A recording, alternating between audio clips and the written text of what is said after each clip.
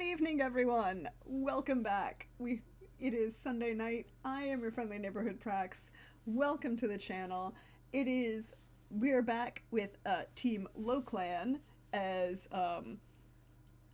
we are back into the second half of our Vampire the Masquerade Dark Ages mini-series.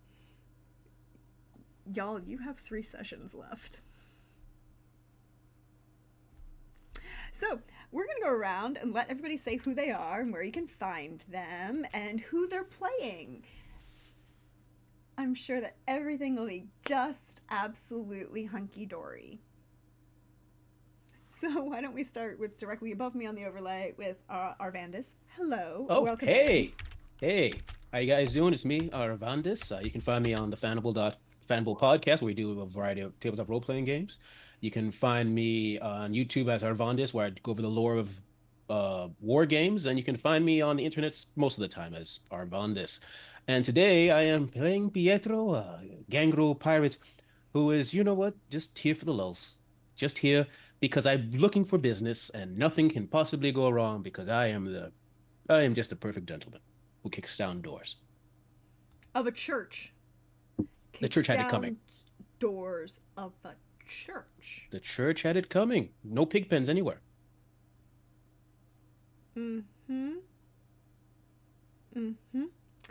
Anyways, next up is PB. Hi, PB. Welcome back. We hope you're okay. Hi, I'm doing well. I'm excited to be here. Tonight I'm playing Elena, she, her pronouns, and she is a Rapnos. And I am so excited to see this, especially after Troopers game last week. I'm very excited to see how this week goes. Yes. Trooper did do some interesting things last week for y'all. We are going to see how that all helps you. Or not. We'll find out. And then last but never least on this channel, the wonderfully fabulous Pope. Hello, Pope. Welcome back. We hope you're okay. Hey, I am doing better. Busy, but better. And I am so glad to be back with this crew playing Surly Dane. Both of us use he, him pronouns. And yeah, between what happened with Kelly and now hearing what happened with Trooper, there is so much more going on. And I stand by the fact high clans are the reason we can't have nice things.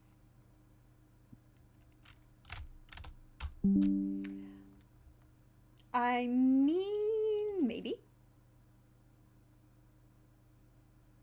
Maybe not.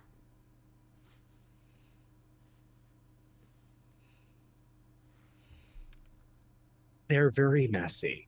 Let's just say that. They are very messy. But to their defense, they're not as messy as popes. This is true. And if you missed out the last 2 weeks while the main crews were on break, I did 2 special guest fundraiser sessions. One with the wonderfully fabulous the Opera Geek, who brought back the wonderfully fabulous Maeve as Prince of Colchester in England. And she found out some things that might be relevant to the people here. And then the next week, the wonderfully fabulous friend of the channel, Trooper SJP, came in to do another one-shot. And I would like to preface this by saying, number 1, Trooper and I were left unsupervised.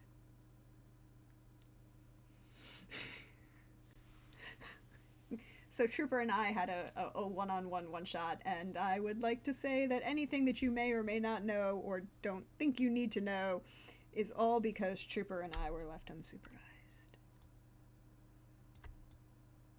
I'm scared. I blame the heart problems. That I'm just saying. Yes, we're glad that you're feeling better and that you are no longer unwell. I would have been in chat trying to supervise. I don't know that being in chat when Trooper and I are alone on a Zoom call counts as supervision. At least you would have reminders. Fair.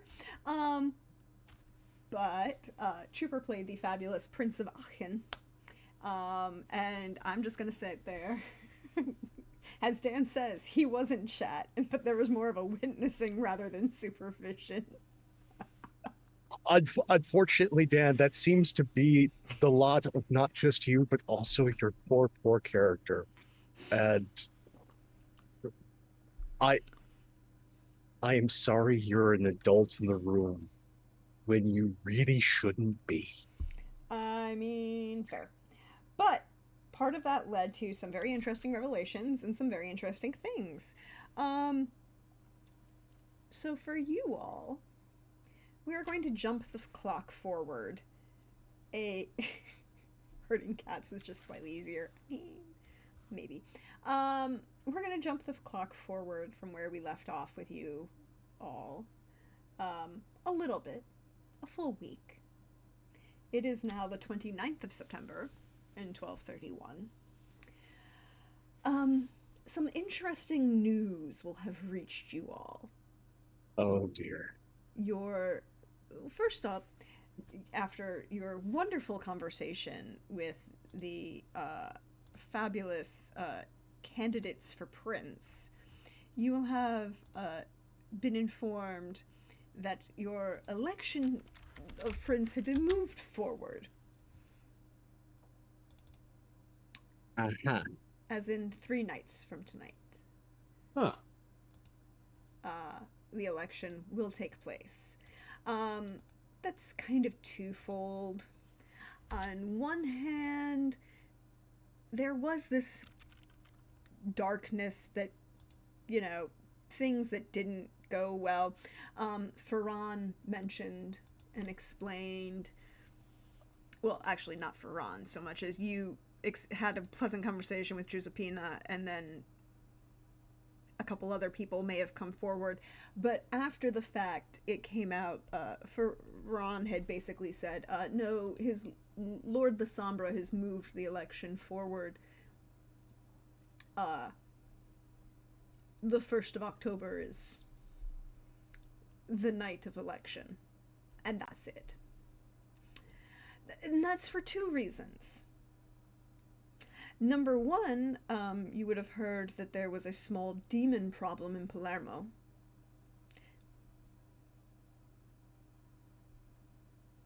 And by small, I mean all of the churches in the city of Palermo lost their priests in a single night. And the next morning, all of their remains were found turned to ash on the altars of their churches. Huh. It was a tad public. You know what? Glad enough like that happens in Syracuse. They're crazy over there. Absolutely crazy. And this led to the second problem on why Lord Lasombra desires your election to be completed.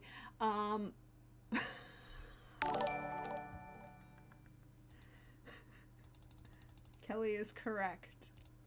None of you will ever be as cool as riding a horse through the Canterbury Cathedral. Cool. I mean, I can't deny that.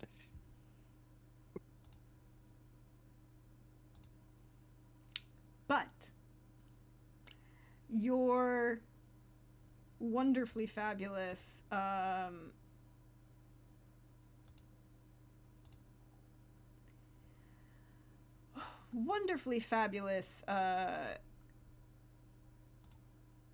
what was I saying?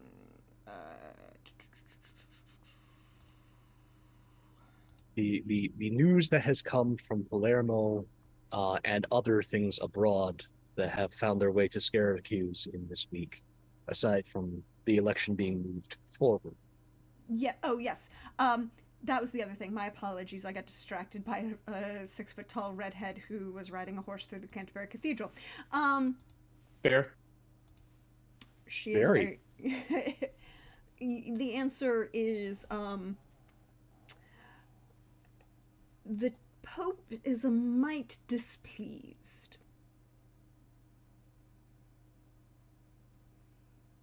When 70 priests lose their lives in a single night in a very public, messy, and perhaps curse-ridden fashion, a bare 2 weeks after the signing of a peace treaty and the reinsertion of the Pope's priests in that city of Palermo, his displeasure takes the mode, style, means of well, he's called for an inquisition. So Ludain and Lana, when I get my ship, I have room for crew if you're interested. We can swim, good, you can boat anywhere away from the eventual Inquisition and do so much. It's great. It's gonna be great. I need that boat.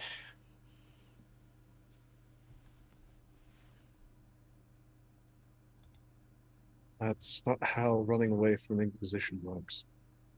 No, no, we are floating away. Very different.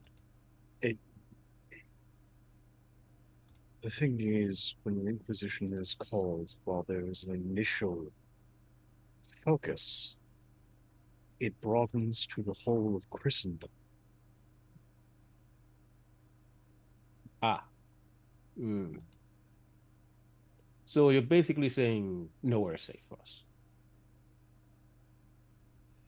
Not nowhere, just our options are few and far. Hmm. Hmm. So, where do we find you this night?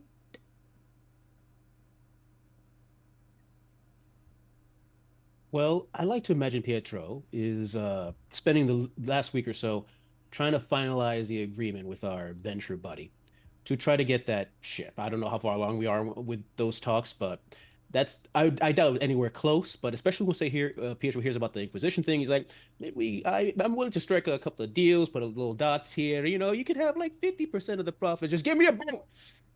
And beyond that, uh, he's just this night he wakes up as he usually does, uh, getting out of there's like a little crevice underwater that he goes to sleep because he doesn't trust above ground anymore because possible Inquisition, and now he's just coming out of the water, refreshing himself, putting on a new clean pair of clothes that he has in a corner because seawater, or sorry, ocean water. I mean, you know what I mean. I'm nervous because of Inquisition, and that's what I'm essentially doing. So, you're getting dressed, the night falls for you, you arise as it normally would be. There is tension in the city.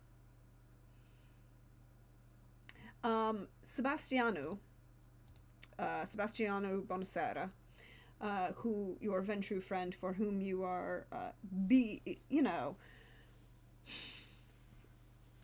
trying to get things done. He is more than willing, and would probably by this point, because it's been about 2 weeks, right?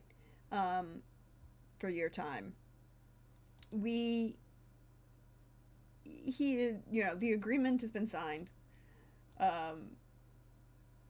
He has agreed to a 70-30 split in your favor. Oh, that's shocking. With the agreement that you'll pay off the ship over time. Ah, there we go. You know what? Better than Pietro expected dealing with a Ventru, so he'll take it. I mean, and of course that you prioritize any of his, requests. Mm-hmm. As long as it's people that won't get me in trouble with the church, I'm okay with that.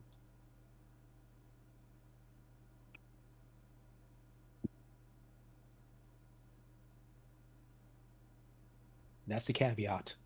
Yeah, no, he just wants you to prioritize his, if he happens to mention, say there's this particular ship owned by the Venetians coming from Cyprus, please deal with it. Oh, yeah. I am down. This is what I live for. Acquiring wealth, taking from the rich and giving to 70 me, 30 to you. And the boat fees as well, of course.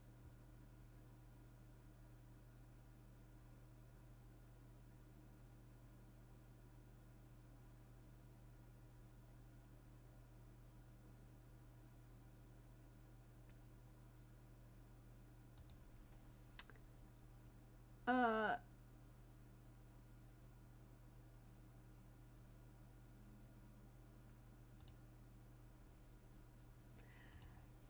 indeed. Now, question is, where do we find Sir Ludain? So the day starts very well. The evening starts very much as it usually does. Rises, um, starts with prayer, and then since the night of finding out the possible demon on the loose, uh, he's been drilling far more frequently and for longer, and then setting about essentially patrolling the outskirts of Saracusa to just like be a lookout. Any interesting travelers or any strange goings on. Just fully fully armored and ready to respond to insert problem here.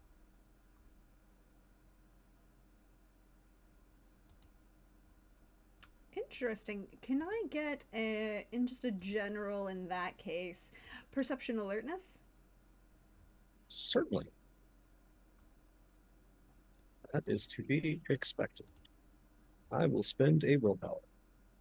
Mm-hmm.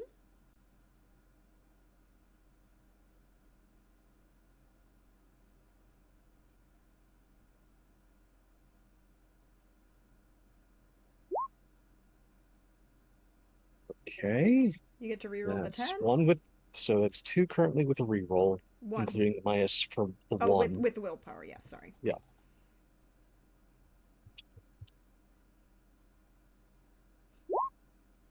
So two successes. Two successes. There's a palpable tension in the air. Even though perhaps, well, the kind would know that the Pope called for an inquisition and are displeased. There's an upset that's feeling about whether this is perhaps a targeted response to Friedrich and anything that he has done or not done afterwards, perhaps seen as retribution for. And there's mumblings about how this is inappropriate given the treaty that was signed, but perhaps others claim that no, this is in full fairness because Friedrich didn't return. Why did that do that? Did not return any of the. Well, Manas, he seized a lot of property and has yet to return it to the hands of the church, or at least the hands of the current Pope's control. And so there's this palpable tension in the air that even the kind are expressing. There doesn't seem to be any noticeable anything targeted towards the city of Siracusa, but there you would, if you ride out far enough around the outer roadway, outer boundaries of the city and onto certain roads, you would see a greater amount of traffic going in and out of the Castello d'Ombra.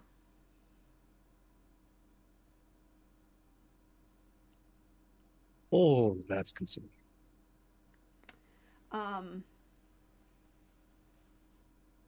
there are very obvious one or two, you would have seen Ferran going, well, maybe not seen, right? Like, No, no. The answer is no. I have not seen him pass. I might see individuals that have a reputation for working with Ferrand. yes, exactly. You may have seen other people, but you don't see him perhaps other things. No, But there's a lot of people that I am not seeing going in that castle, along with the people I am seeing. yep. Exactly. You would have seen Zubair once, and you are very aware that he let you see him. Oh, that's not good either. That In the that sense is that very he not went good. in and out of the city along the road to the castle, and he let you see him. I think, yeah, no, that's unsettling. I can't help your unsettlement. That is. Oh no. Again, I'm just internally inserting Dane's mind. Okay. So the noted Diablerist Mhm. who was pushing for a very specific candidate Mhm. has passage in and out of the Sombra's primary manse. Mhm. So we do not have a choice. We have an illusion of choice. And if we choose wrong, there will be repercussions. Maybe, maybe not. One does not welcome in an assassin to his home unless the assassin is working for him. I mean, you're not wrong on that point.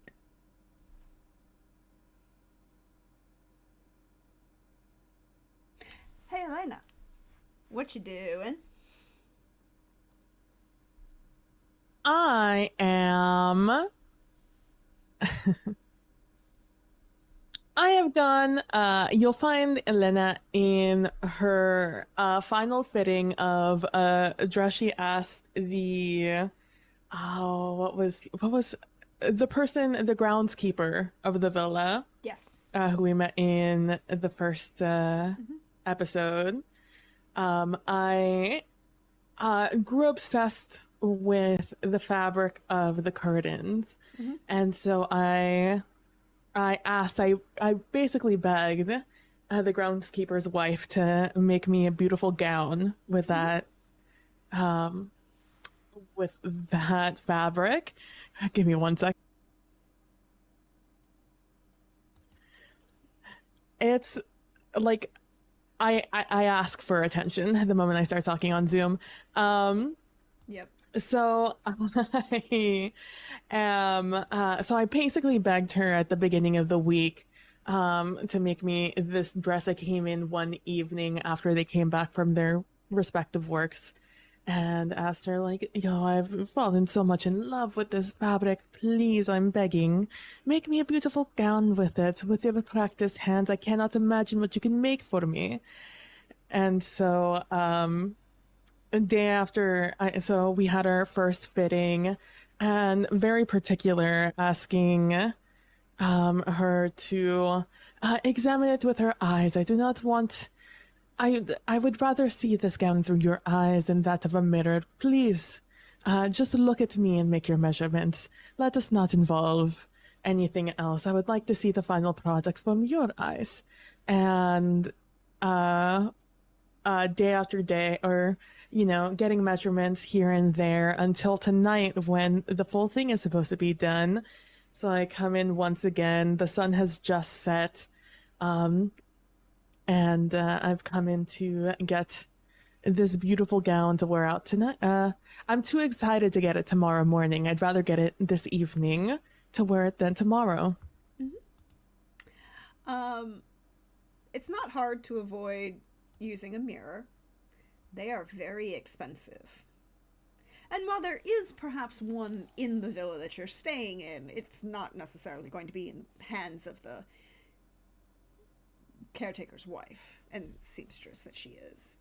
And I wouldn't want to put them out. Do not worry about it. I trust your weathered hands and your experienced eyes. Exactly. She has very experienced eyes, and the gown itself is different. It very clearly follows the fashion trends of Sicily and not either northern Italy or even northern Europe, right? Closer to the Byzantine and the perhaps even Greek stylings, a little bit flowier, not necessarily as restrictive. There's still a, hat and veil because one, of course, would cover one's hair. But it's lighter. There's less restriction around the upper arms and torso. It's more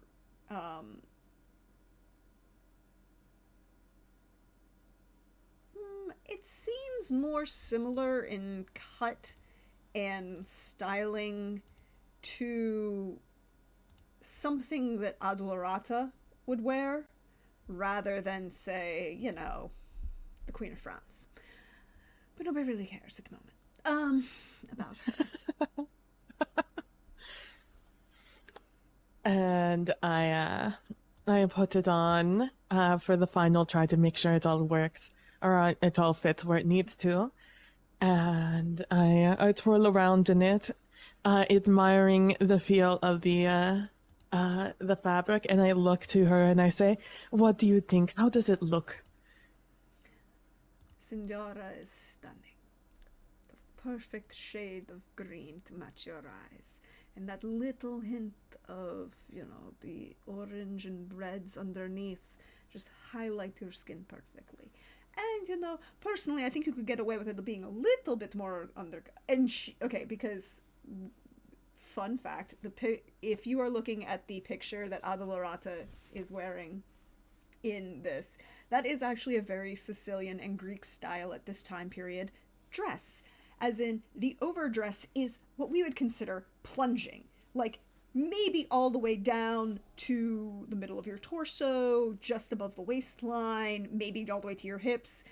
And you had a girdle and an underdress that would be highlighted perhaps underneath and perfectly framed so that if you chose to wear large icon, jewelry, it could be highlighted or not,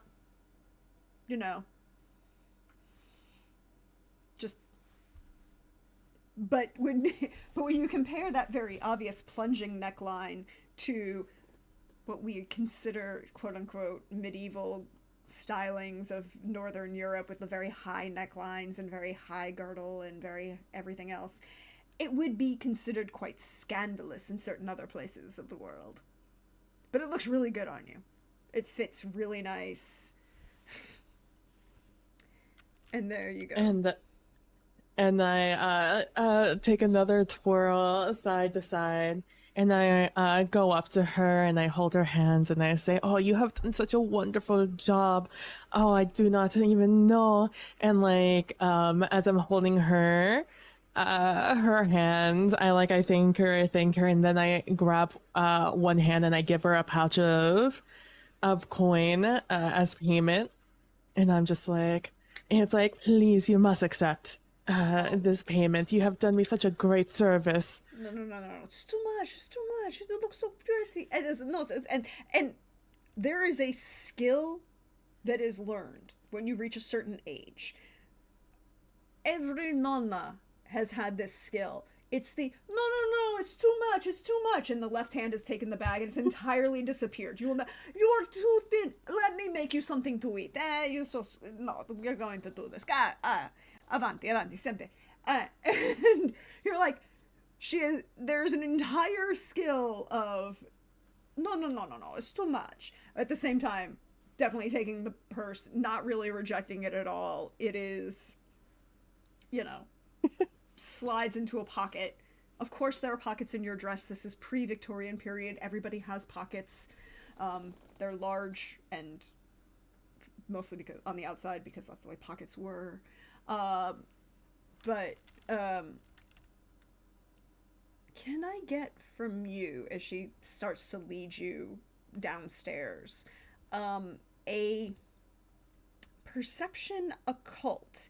And you get to add 1 die for your new learned skill. Perception occult, you say? Mm-hmm. All right. Remembering, of course, you can spend willpower to get an automatic success, and you recover willpower when you act within your nature. Mm-hmm. This is a D6 system? D10 system. D10. Trooper has discovered that the dice roller does work. Oh.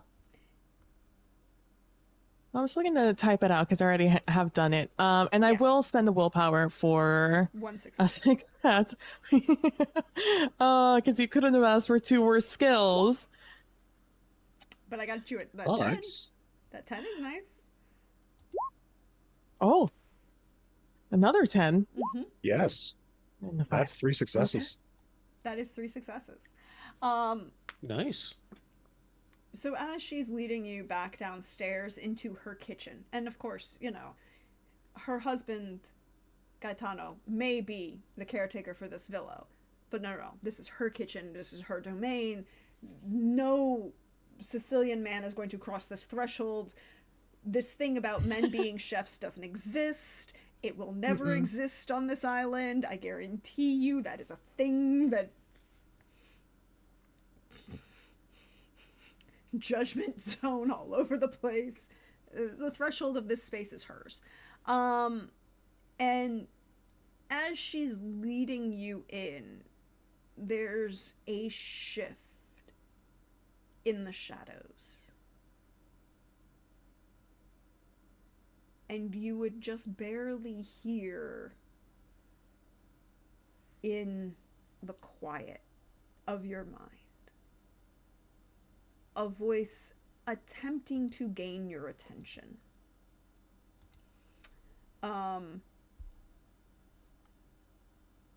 It kind of sounds like Zubair. You have spoken with him before. And it's very obvious an attempt to gain attention, almost like somebody's knocking politely at the door of your mind and waiting for you to acknowledge them, rather than, bursting in and force, hi, let me... He's being polite about it. So as I'm being led down to the kitchen, I glance into the shadow for a little longer than just a casual glance. Yeah, it's almost as you're walking by the central atrium courtyard, because of course the kitchen is down and slightly not quite outside, because we understand how to build buildings out of stone and therefore don't have to worry about as many outdoor kitchen problems. But, we'll still judge the Northern Europeans for their fire safety or lack thereof.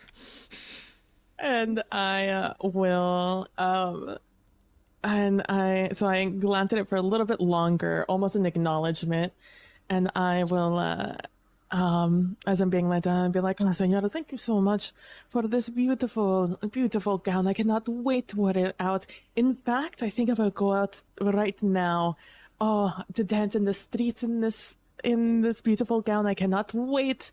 And I will once again just like take her hands, like, "Thank you, thank you, thank you, so much." And she kind of like pats your hand, and she's got this look on her face. It's the Nonna look. It's the be home in the civilized hour and don't let them get too fresh. She is firmly convinced that you are. And I'll give her a little wink, and I'll say, "Oh, I must say good night." And then I will give her another little bow, and I will like almost dance out into the darkness. And as soon as I am out of like the, even humming a tune that I've heard in the streets, and as soon as I turn to a point where she can no longer see me, even if she looks out past out the door, I will finish off with one twirl and like a little bow, and then I will stand there, and I will look expectantly into the darkness and say, and what brings you calling at such an hour in the evening?" And he will kind of fade away out of the darkness from just beyond the corner. It doesn't look like the way Ferran did, right? Like Ferran faded from the shadows. This is someone, who literally appeared through the shadows. The shadows were him, he was them, the whole Peter Pan thing. Zubair appears in a way that very obviously is like he's just that skilled at hiding. He knows how to use the spaces. He can make himself look unseen, and when he doesn't wish to be.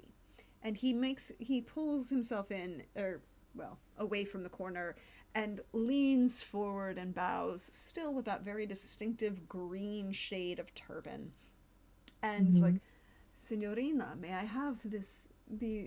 I please escort you to..." It's like, "You may escort me. I wish to go see the courts and courtyards and dance with the people, but you may have my hand as we walk there." And he's gonna lean in a little bit so it looks like to the outside that he's being overly courteous, perhaps paying a little more attention to you. If anyone is watching the two of you, it's a young gentleman attempting to perhaps pay court to a young lady. But he's very obvious in his manner to make sure you know that, well, he's fun in the flirtatious. He's not playing a game with you, right? Like he's not attempting to be seductive to you. He's showing that to other people so that they kind of pass over the two of you.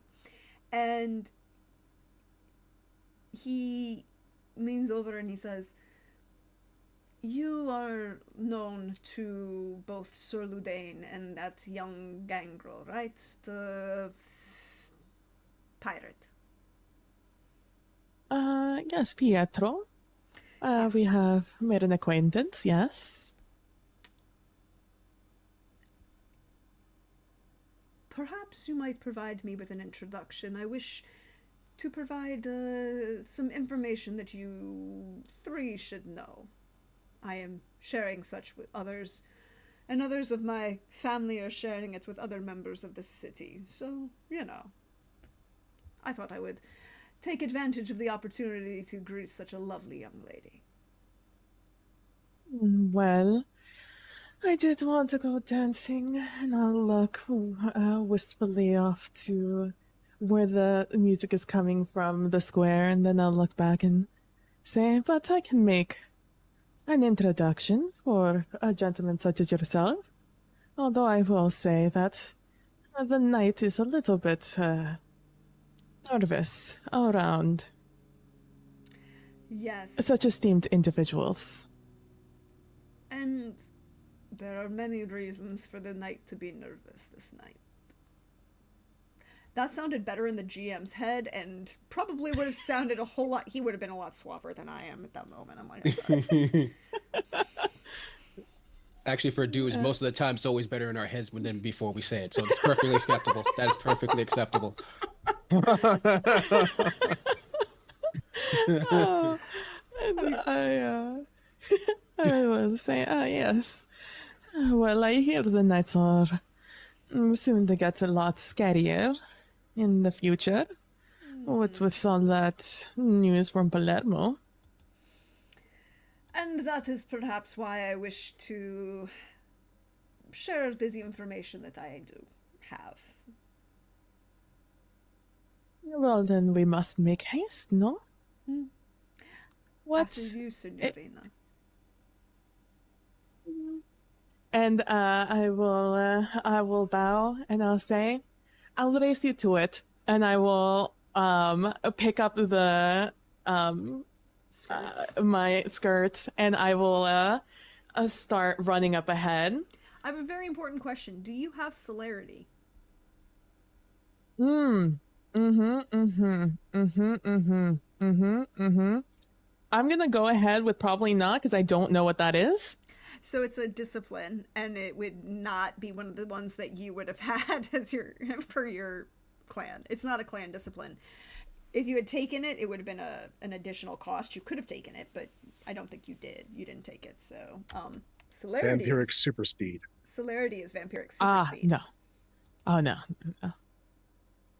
At other priorities. Yeah. Important priorities.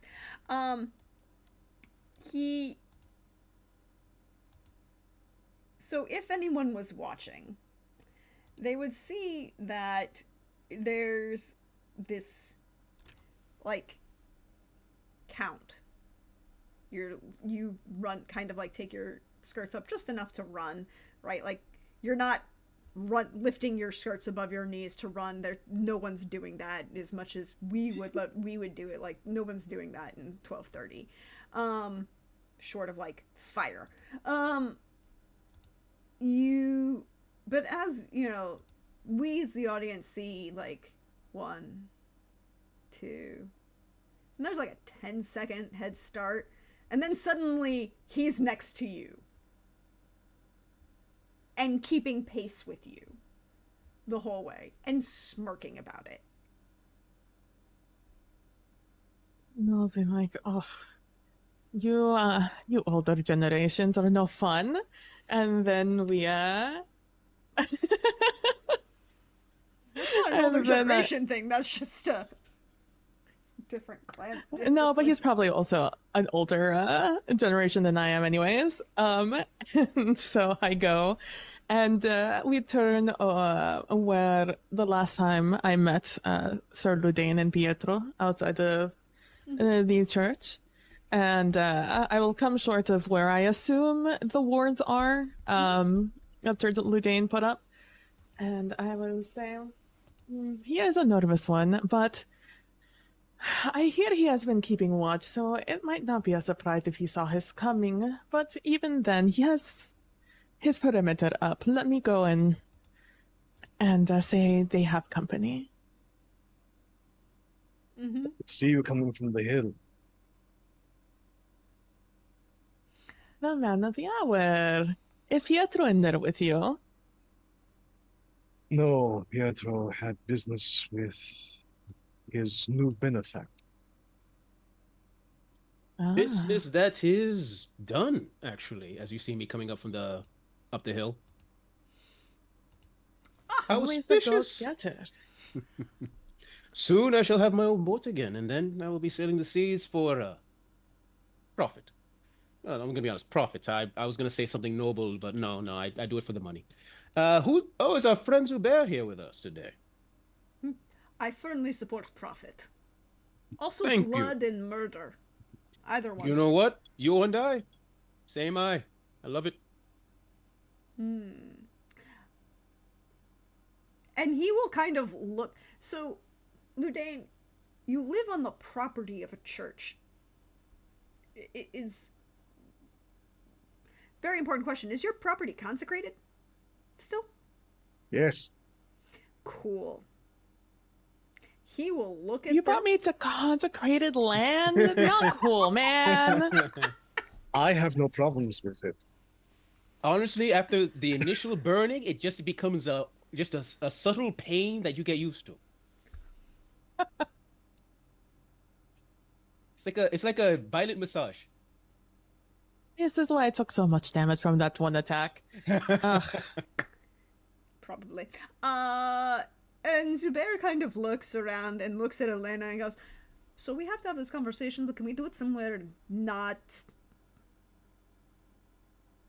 there? There's a small orchard not far from there. I thought you were going to invite me to the pig pen, but the orchard is fine as well. I don't like pigs either. Oh, true. Right, sorry. Pigs Orchard it is. And he walks pigs away. will eat anything.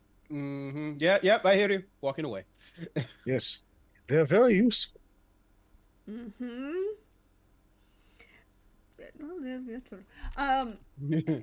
he will again turn to offer a hand to Elena as an escort,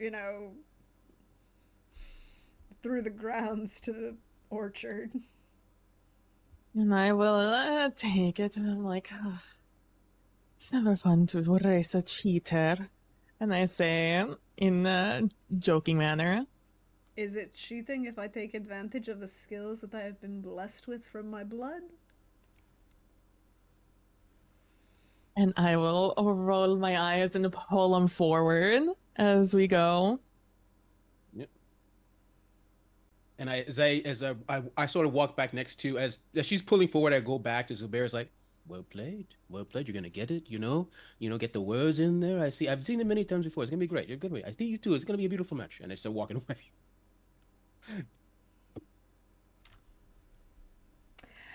Yes.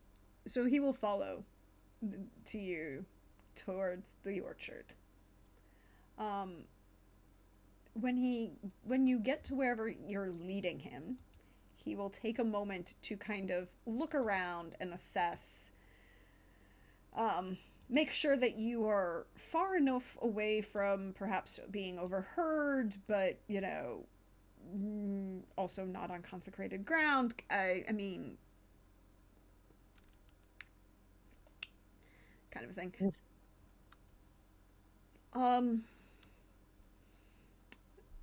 There is information that is to be shared amongst all vampires on the island. Being known to the three of you, have been assigned to inform you. And, not for nothing, you're kind of the more fun people to talk to on this island, not judgy. There are a lot of judgy on this island. I can see that. Not many fun people here. Just, we live, let's live, do what we want, and not care about the politics of it all, really. I look at Sir Ludain. Okay, two of us don't really care about the politics. There is but silence. Okay, let me rephrase. Three of us have no power in the politics. There we go. That's could be overcome. I bring word from Lord Lasombra. Oh, Pietro now pays attention. Like, he was paying attention, but now he's paying attention.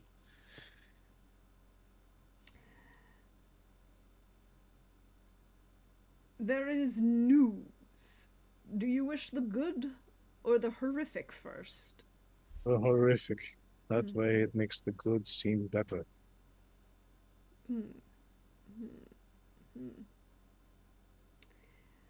I and my brethren have been charged with Lord Lasombra with hunting down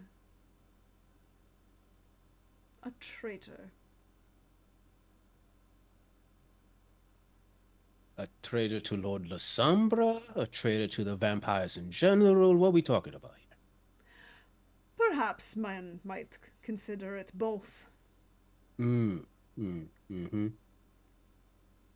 I know it's none of you, because, let's be honest, none of you are, well, I'm very good at my job, and you did not ping on that. Lord Lasombra wants whoever released a demon on his island removed. Ah, well, that makes perfect sense. Yes. And you suspect that person is here in Syracuse? Or just in the island in general? Well, they were in Palermo. If they still are, they'll be found. But it always pays to double check. And Mm-hmm. since my Lord Lasombra has requested that all be informed, there is a minor reward if you know who it is and direct me in Ooh, their favor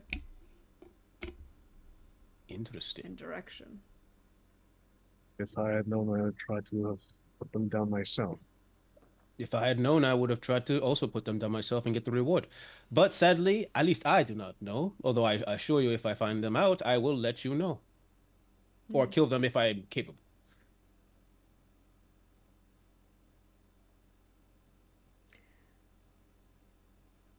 So my brethren and I will be slightly more, well, you might see more of us around than you're used to. There is an unconscious shiver from Pietro. I mean, you do know that he's a Diablerist, so there's that. Yeah, that doesn't help. Not at all. I'll say so long as you do not mess with my beauty sleep. It is of no issue of mine.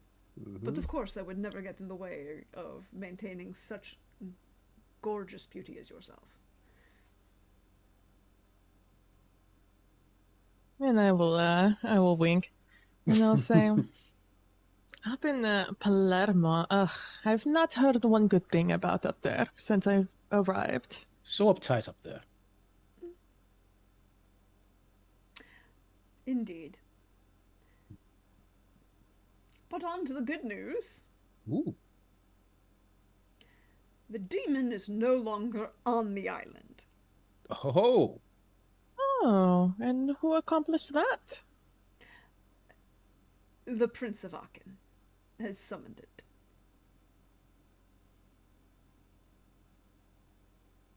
no, I don't know much about demon crafting. By summon, you mean put him in a box far away, or? No, as in he summoned the demon, and according to Lord Lasombra, the demon left and went to Aachen. Whatever happened Ah, after that, it's A, not my business, and B, not my focus. fair enough. Okay. But it is no longer here. I am pleased to inform you that Lord Lasombra is not displeased with you. I am satisfied with that. So wonderful news. Hmm. I would be disappointed to find out someone was angry at me for someone else's folly. Now, there have been rumors that I am here to sway an election.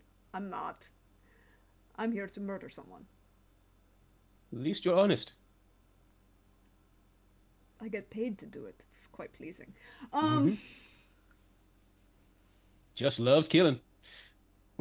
Is it an execution if I'm being ordered to do so? It gets fuzzy. Anyways. I mean, it depends on the effort you put in. If like you're on a stand and just put that's an execution of just an axe down. But if you have to like plan it out and find the guy, that is you. Sorry, I'm going to a thing. Yes, that's not how I do business. But Hmm. your choice and whoever shall lead your city. October 1st, his lordship wants a name, and this is part of, I believe, the agreement to deal with, shall we say, pretentious Ventrue in the north. Ah, that I understand. But is there anything you wish me to inform Lord Lasombra of? I am happy to take a message if there is something his lordship can do for you. Now, Pietro just pauses. No, I think I'm good. I don't think I need anything from Lord Sombra. I'm sure I am happy that he is happy, and I am willing to serve as an example of vampire gangrel kind. And I need nothing, and I want nothing to do with him unless he needs me for something important.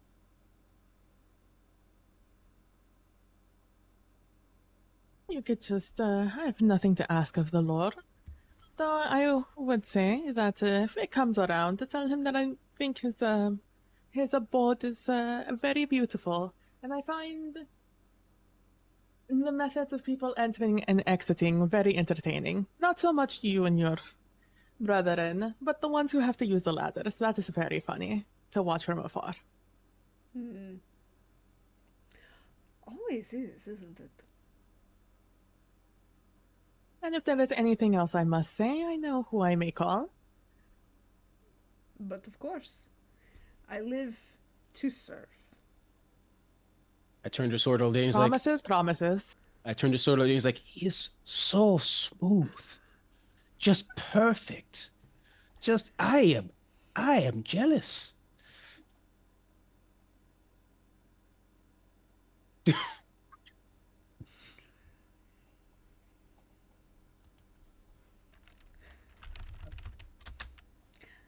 Well then, I have fulfilled my duties.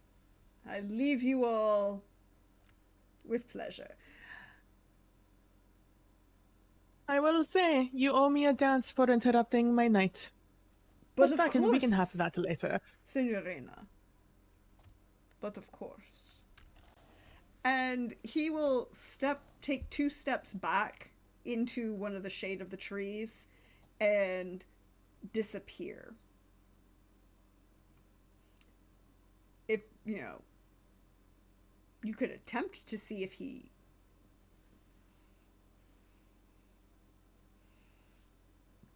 Are you kidding me? I got lucky I saw him the first time. You know what? I'll try, just because I know Pietro would try to see if he could see where Subir went. So what do I roll? So, do you have Auspex? Nope. Then you can try to roll perception alertness. Okay. I'm sure it's going to go great. 60, 10. That is a... Fail. No. That is a fail, not a botch. Yeah, okay, but straight up failed. It's like, nope. Just disappeared. Can he teleport? Amazing.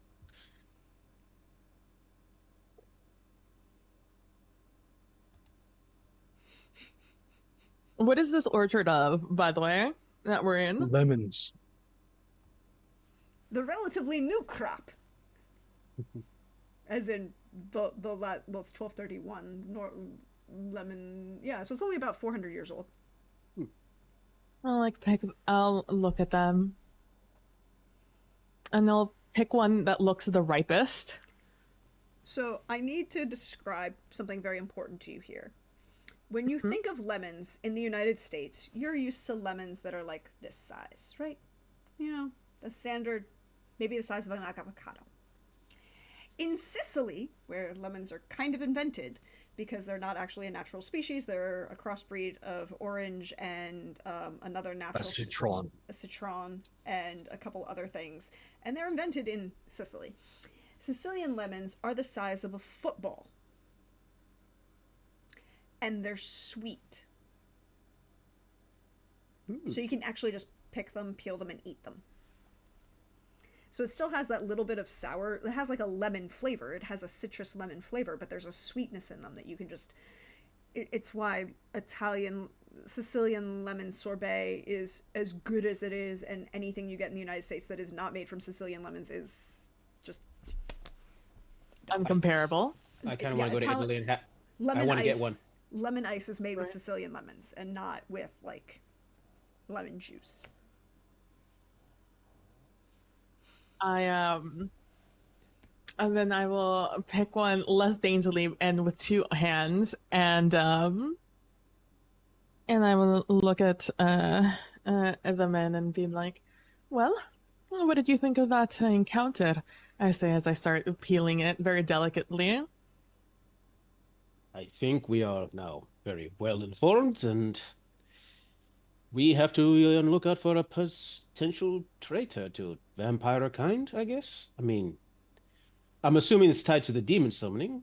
What foolish vampire would summon a demon? I don't know, but There who are knows? many. True. Some on purpose, some not on. This was probably purposeful. Poorly executed, but purposeful. hmm hmm So we have a potential vampire who was potentially summoning a demon. Demon's now gone. Now the vampire's like, oh no, no demon friend. I'm going into hiding. So maybe this demon friend, this vampire might be in Syracuse for all we know. Do we search or just hope for the best and not get involved? Because we are could be not- rewarded if we buy a vampire of traitor. By Lord La Sombra himself? That's good profit. We are not equipped, nor do we have the gifts that would allow us to track such a traitor. True. Let's hope they are very loud. Otherwise, we probably should stick to what we know. It would be most helpful to have sight. Then there are certain occult gifts that might prove the truth of the matter. But if Zubir is absolutely honest with what he said, if there are many of his clan, doesn't matter if they have abilities to hide. If there are many of his clan, that threat is already dealt with. Then we should, I guess, do what we do. Elena, any ideas? Well, I will say, to not sell ourselves short, we all have our own strengths. And there is more ways than one to find that out. Oh, do you have an If we had idea? if we had such a desire to. I mean, you seem very jolly coming up the path before from your meeting, so I assume deals went well. Oh, it did very well. I should have a ship soon. And then I shall be getting some Venetian ships, the supplies, and gifting them to myself and my employer. Soon enough. And a little extra coin is never a bad thing, and True. Sir True. Ludain, this seems more or less in line with your whole honor-based existence. If we so wanted, we could go out, ask around, maybe. I mean, not everyone Yes. has an interest in such a paltry reward, especially from La Sombra. Some people may know things that they wish not to follow up upon. If You we are so getting choose. into intrigue. And intrigue is a game that is played at a higher level than any of us are capable. This isn't intrigue. This is finding a traitor. And honestly, No, it is not. Soledad, let's be honest with ourselves. Probably won't find anything. But it's a good way to spend the night. Because for the next, say, couple of weeks, I don't have a boat. I'm going to be very bored. This is a fun way to spend my time. And it's a fun way, you know what? You go around, do what you love this on a holy hunt versus a demon. An actual demon. You're really into hunting demons. I am not into hunting demons. I am glad that I did not come to Saracusa. I was only patrolling because I care about the people. And the people would be better served if you hunt down a vampire trader who could summon another demon. The In thing Syracuse.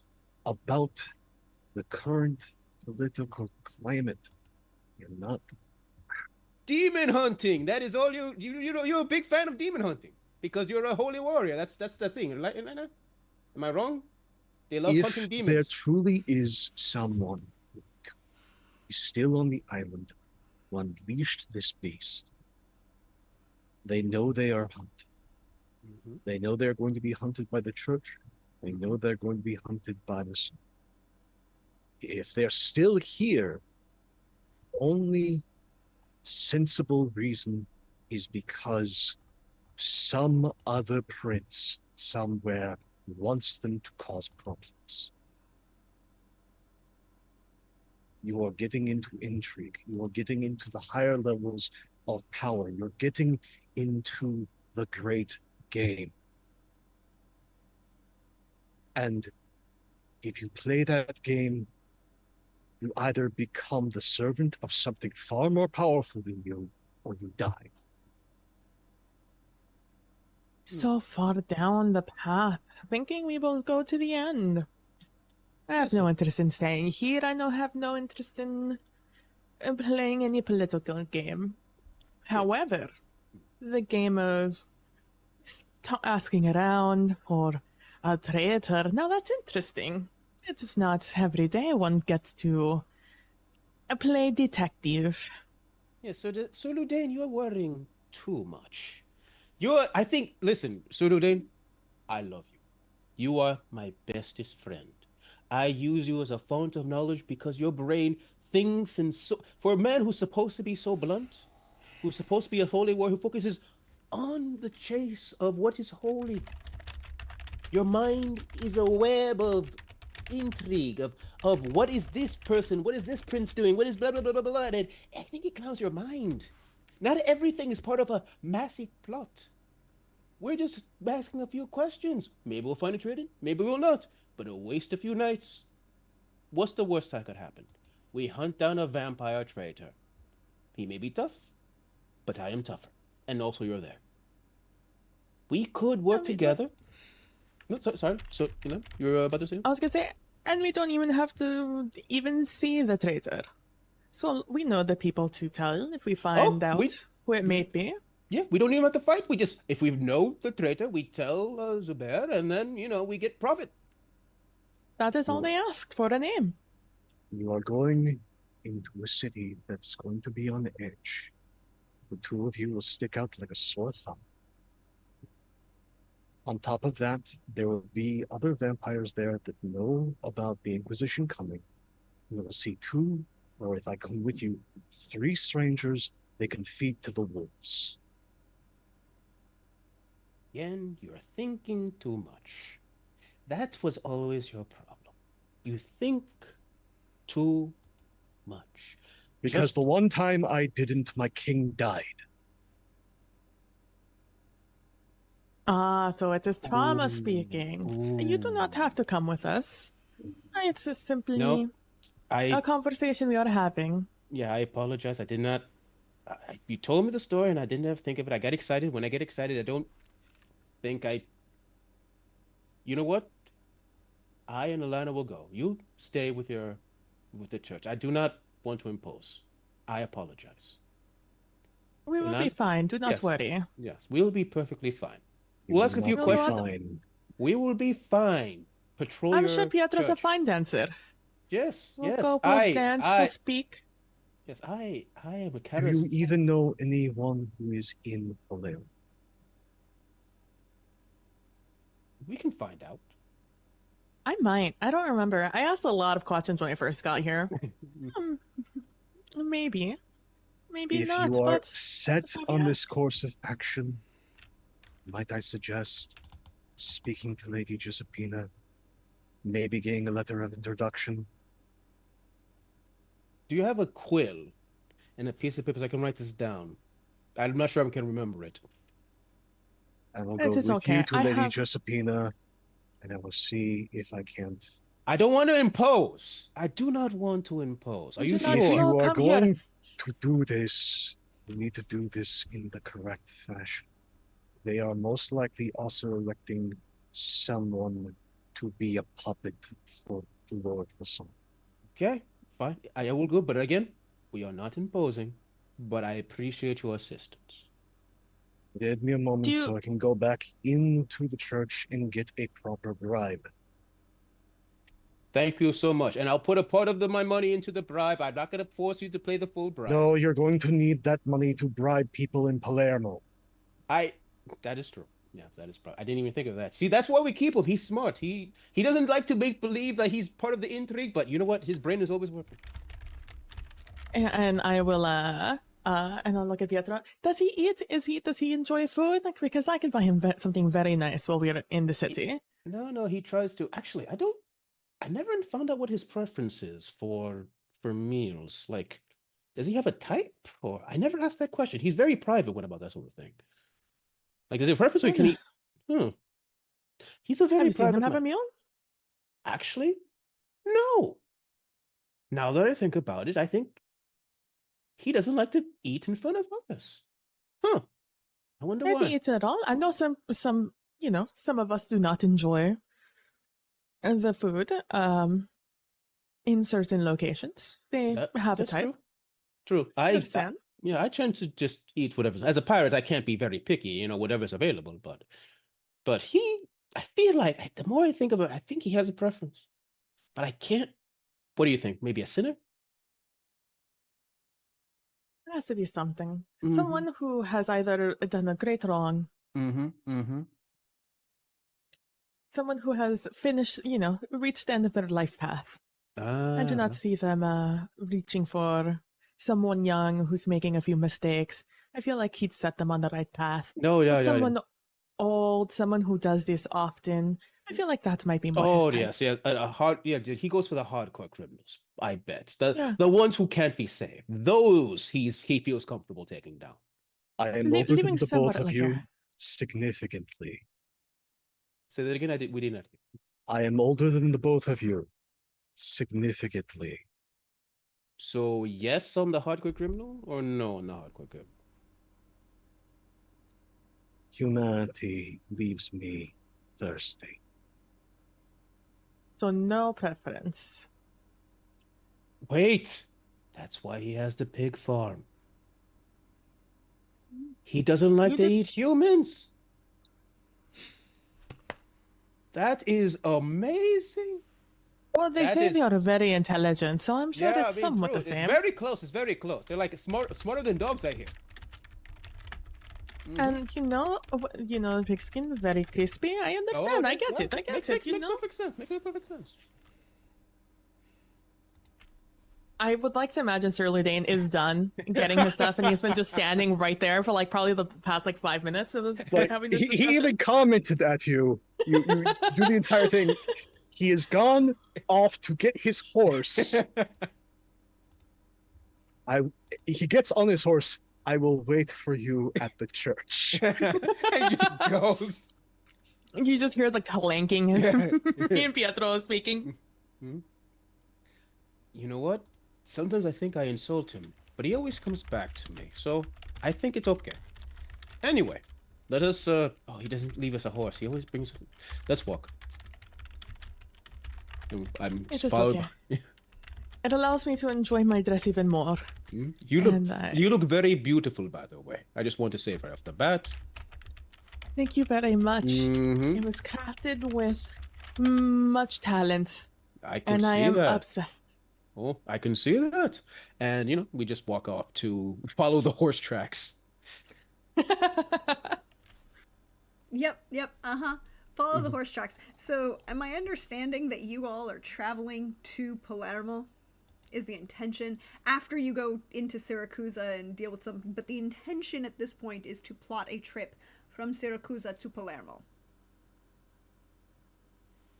That seems to be the thought.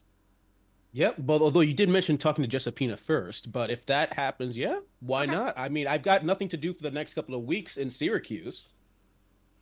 Just making sure I understand the plan. All right, so you still have a few hours for tonight. Plenty of time to head into the city and to the church, and of course to the building across the street from the church, to the palazzo, where Giuseppina holds court. I won't be kicking a church again. I've learned my lesson. I took one dot of etiquette to make sure I know that's a lesson I've learned. Also, you know where she actually lives now, so you don't have to go through the whole church thing. You can just go to the building next door. That is also very true. Yeah, no, it's there. It's a thing. But as I'm walking there, I look just tempted at the church. It's like, one day I'll do it again. Okay. Okay. Maybe not with the Inquisition coming. Like, maybe hold off on that desire for like a century or two. Fair enough.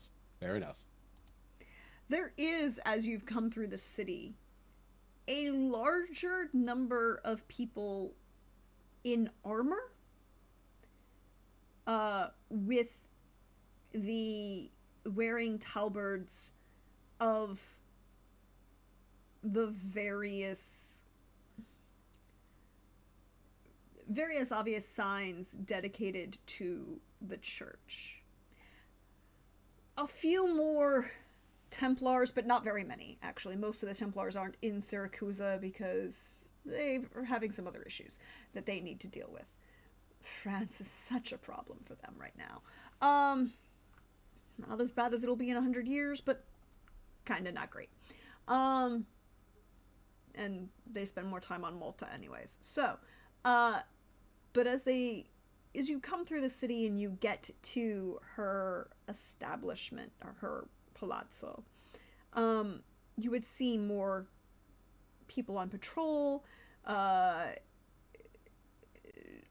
you feel the weight of that city, because even the kind know that there has been an inquisition called, because of demonic workings on the island of Sicily. But as you are escorted upstairs to the receiving room where Giuseppina greeted you before, I believe that is where we're going to take the break for the evening. So you can stretch, bio, refresh, all of that good things, and then we'll come back and we'll see what happens. I'm sure everything will be fine. All right. See you in a little bit, everybody.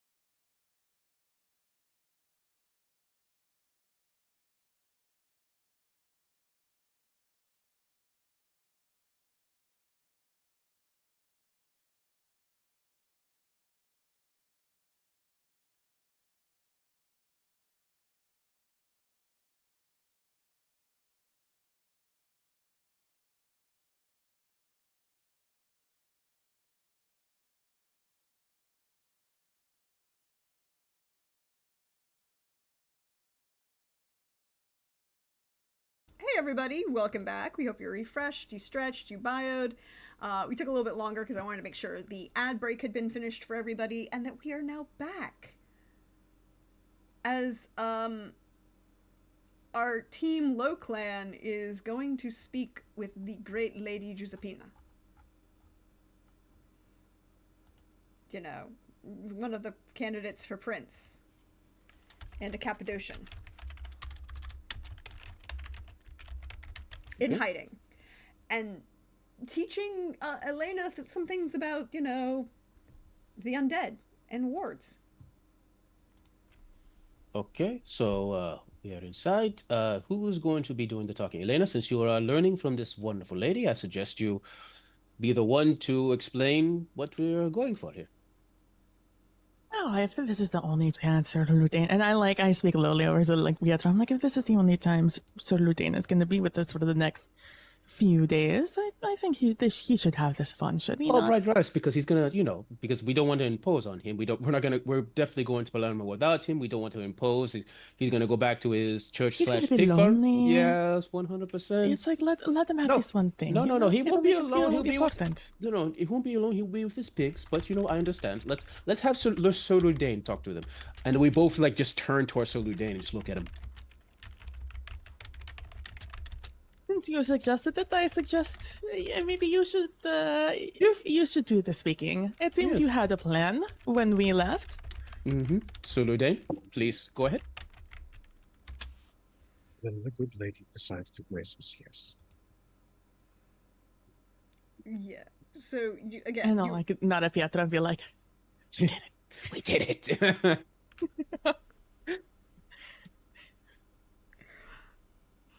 What do we feel like we're two kids trying to parent trap our dad?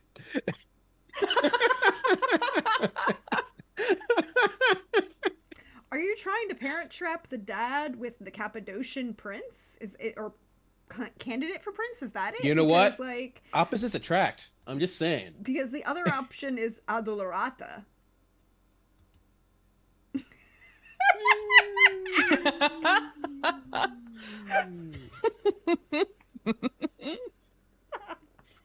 We'll see how things go. I'm not sorry I said that, but the face said everything. It's a few minutes. She doesn't make you wait long. It very obviously is probably like the time it takes for you to be escorted in. There are a couple, like I said, there are a few chairs in here. It overlooks the church. It's very quiet.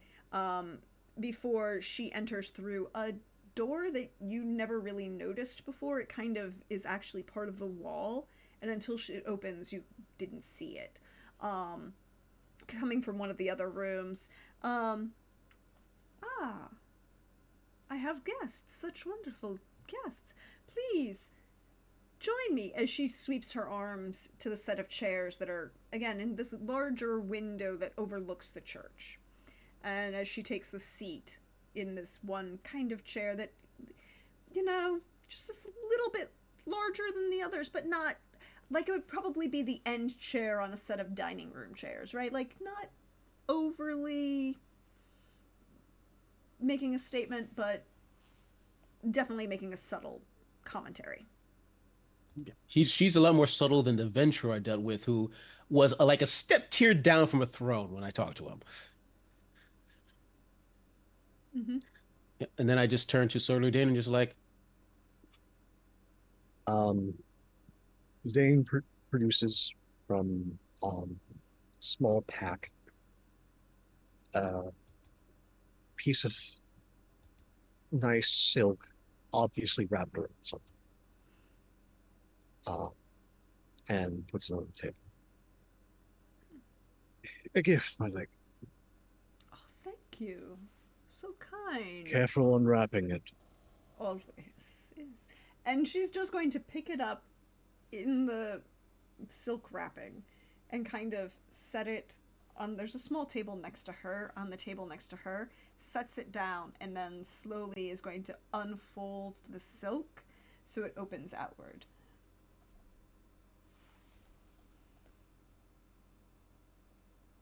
That is Toledo, Damascus. Ooh. Very nice. Small dagger, The puller has been specially treated with silk. Thank you, Sir Ludain. I quite appreciate this gift. I always appreciate one who understands the varied uses of a fine weapon. I have had quite an education, but I haven't had many teachers. And she will reach over to there's a small box on the table next to her, but just a little small trinket treasure box, maybe 6 inches by 4 inches. She's going to open it and pull out a gold coin and hand you the gold coin.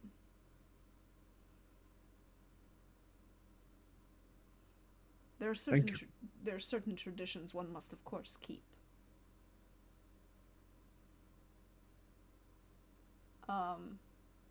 Anyone who wants to could roll. What is it? It's could roll intelligence, hearth wisdom. I actually have a dot in that, so I'll give it a try.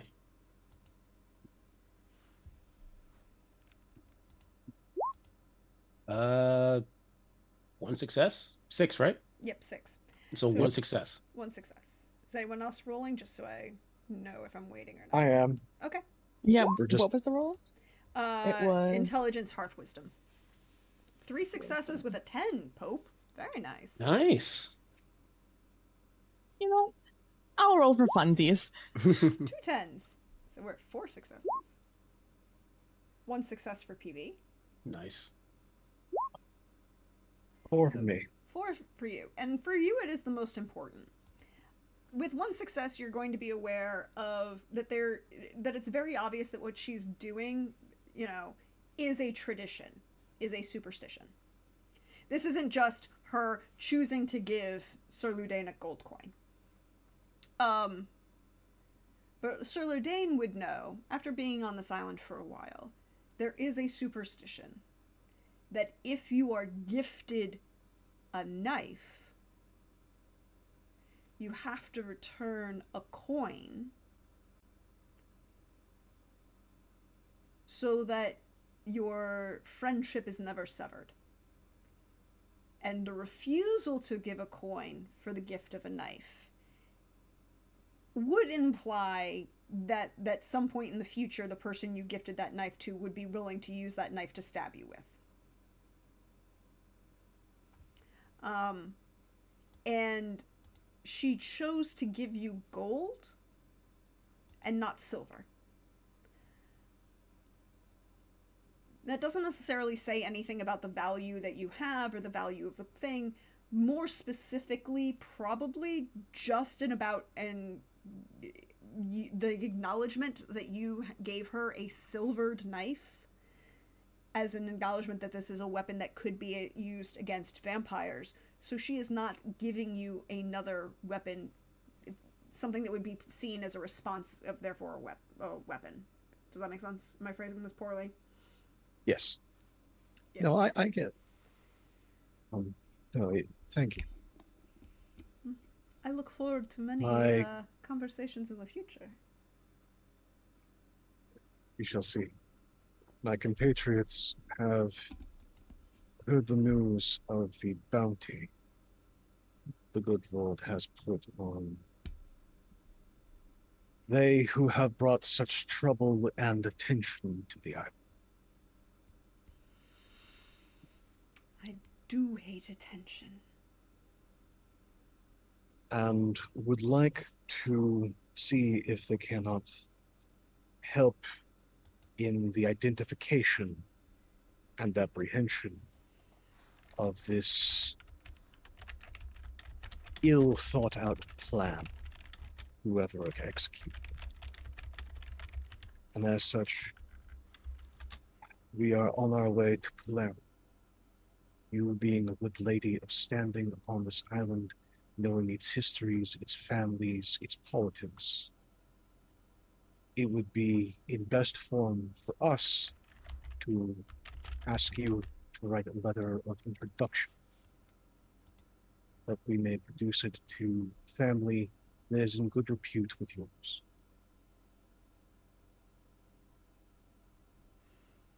Hmm.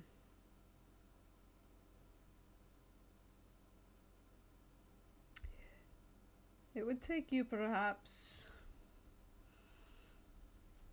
5 nights, maybe 6, depending on how the volcano is doing, to travel from Siracusa to Palermo by horse. Unless you have some gold horses. I can make that happen. Then it might take you only 3. But if you are leaving shortly to deal with this problem, and wish a letter of introduction, I am more than happy to give you such a letter. There are houses I am aware of in the city of Palermo that might be willing to host you in my name. But it might be slightly easier to have that introduction if I had slightly more than my name to add to that letter. Say perhaps a title to go with it?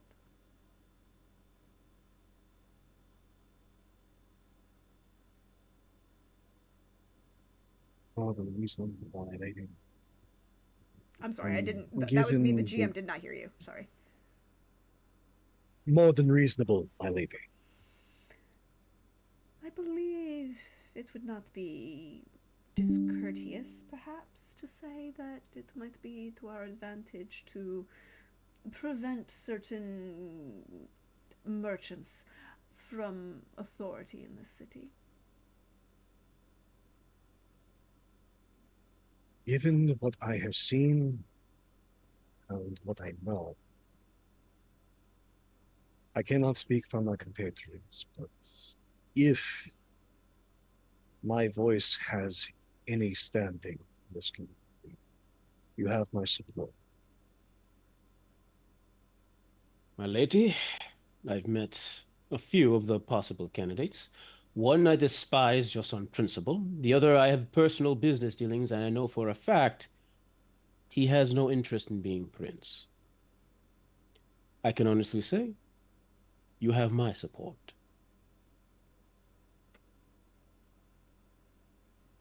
Now, a lady never tells, but we are friends here. And I can say, friends help friends. Do they not? But of course, friends should always help friends.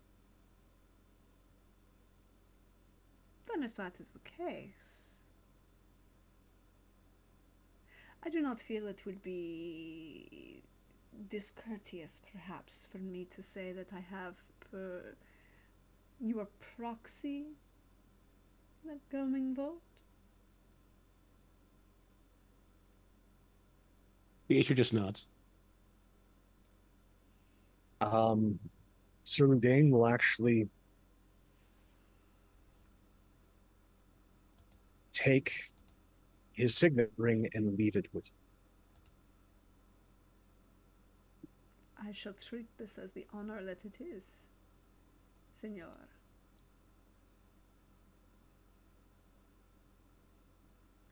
Signore, per piacere.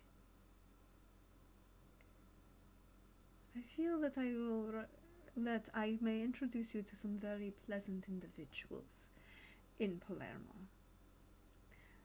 One, most important, perhaps.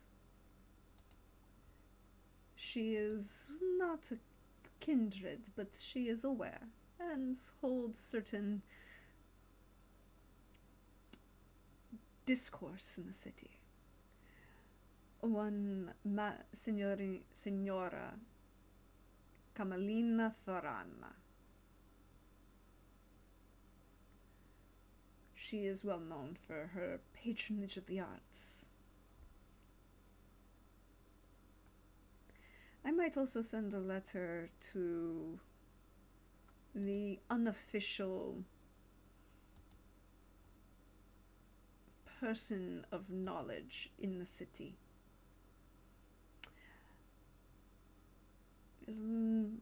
If you can greet him, he would be to your advantage.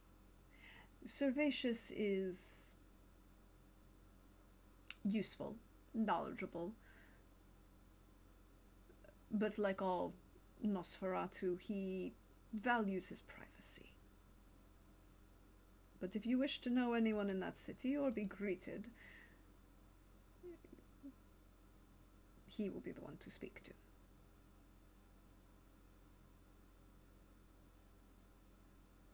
So I will write your letters of introduction, and I shall sign them as a Prince-elect of the city of Saracusa.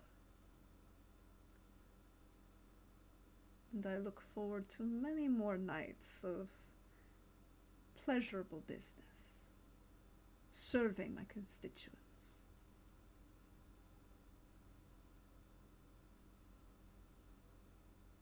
Very well. Is there anything I might do for you further this night? I believe you more than helped, but if my compatriots have any requests, Nothing else, my lady. It has been a pleasant meeting. May you have a wonderful rest of it. Give me a moment. I shall have those letters of introduction brought to you. And she will stand, and again, she wears these garments that are very obviously styled on a very peasant, very plain, but their coloring decries that, right? Like this rich purple that she wears, this heavy actual linen, they look very plain, but underneath the actual materials, it's rather expensive. And as she gets up, this is the first time you don't see her in a slightly... this is the first time she isn't quite quiet in herself. Instead, she almost sweeps out of the door as if she's wearing this brilliant evening gown with a full cape, right? Like full Tim Curry sweeping out of the door in Three Musketeers. Not the cape work on the stairs, but a little bit earlier when he's still pretending to be a priest and not hitting on the Queen of France. But she leaves you alone in the room, and it's maybe 5 minutes, a little bit longer, before one of the ghouls returns and brings you directly to you, Sir Ludain, 3 sealed foolscap letters, impressed in wax with a seal that looks kind of like the seal of the city of Saracusa, but like slightly modified. There's an extra skull in the right-hand corner. Okay, so an extra charge. Huh? Yeah. Personalization. Mm-hmm. Mm-hmm. Okay, and then Thank you. And they leave you alone. You're left alone in this room. You're not being chased out. You're just left alone. We should go quickly. we are going. And as soon as we're outside, I turn to Soledad. I'm just telling you, politics, you discry it all the time, but you are very good at it. I'm just saying. So I'm very old, and I am very familiar with politics. good. So I heard mention of gold horses. Does that mean you might be coming with us to Palermo? If you want to get there tonight, yes. Then I appreciate you coming along. I thank you. You are It a was a good wonderful friend. service you Mhm. are doing to us. No, I am upholding my oaths. Your oaths. Which oath? Is there an oath for helping friends? There is my honor, and my honor demands that I help serve the people. You, despite all warnings, are going to try and do something you are ill-equipped to do, but it's, while it not entirely of noble intent, it is for the good of the people. And therefore, by my honor, I must help you. You see that, Elena? We have him in a technicality. I love it. Let's go! I say I point, but I have no idea where we're going. So I'm just like, two Well, horses, I assume? Or no, for now I get to describe my horse. there we go. Um, Suludane has been around for a little over 2 centuries. He has ridden many horses. In his old age, he has become very particular Mm-hmm. and prefers a German destrider.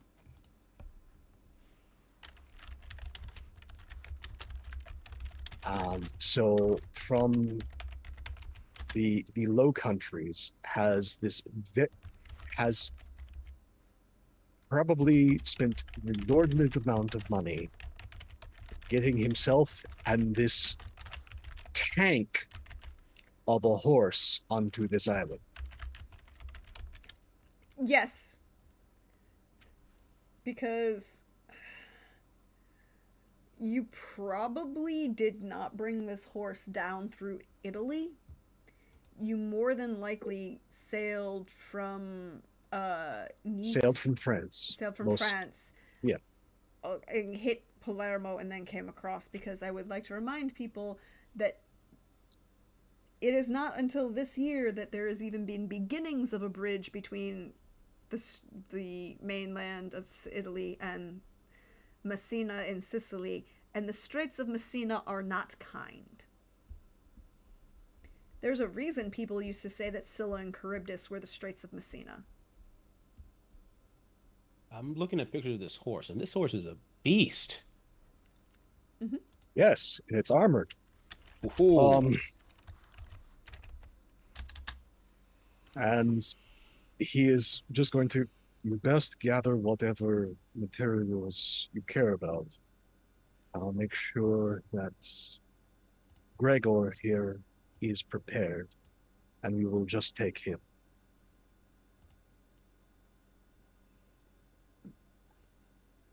So 3 people on one horse? Trust me, Gregor can take it. Gregor Okay. can, but do you think the saddle's going to be uncomfortable? Oh, the saddle's going to be very uncomfortable, but it's going to be a short ride.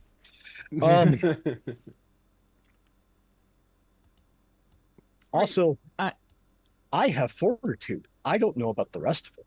I got fortitude too. I'm fine. Fine is a relative term. You may not actually chafe, but it's going to feel like you have. Fair enough. Elena, are you going to be okay?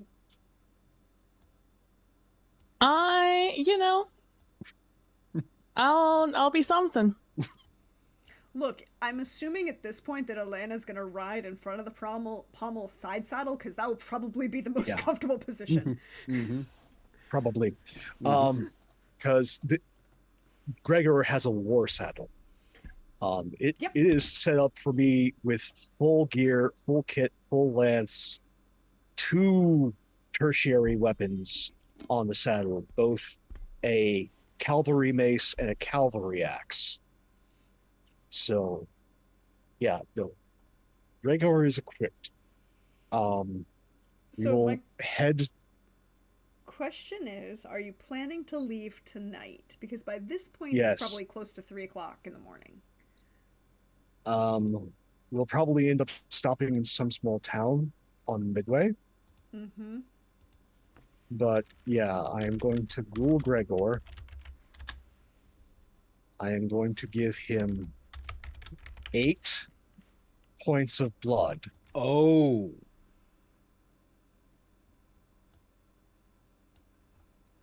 And I am going to take the hour to introduce Gregor to celerity and potence. Well, so it's 5 nights from Siracusa to Palermo based on ancient roads. You can do it slightly faster. I mean, you could do it in 5.5 hours on a car, but you could probably do it in 2 nights. I have to find out. Very important question. Who wants to roll a D100? Not it. I'll do it. Why not? Call of Cthulhu rules. You want to roll low. 9. 9. You will be very happy. Mount Etna is not currently exploding. Nice. Let's go. Mm-hmm. Now, might I suggest, I know we're very excited, but it will take a while for you to, I'm assuming, ghoul your horse. I don't know why you didn't do before, but that's your choice. And I'm assuming we're going to leave the pigs, so you're going to eat all the pigs to bring back your blood up. So, might I suggest, since it's because I have Pietro has celestial tomb, so he knows exactly when the sun's going to come up. Yep. He's like, perhaps we should make preparations this night, and then tomorrow night head off to Palermo. If that is what you wish, we can do that. Okay. Let's make preparations, make sure everything's all good and set. You take your time to bring your horse to the world of us, of undead, and then tomorrow night we ride on one horse. I don't know how that's going to happen, but we'll figure it out. If we have more time, I might be able to buy us a carriage. Go with that plan. And you know what? I'll pay for the carriage myself because you have been paying enough. All right.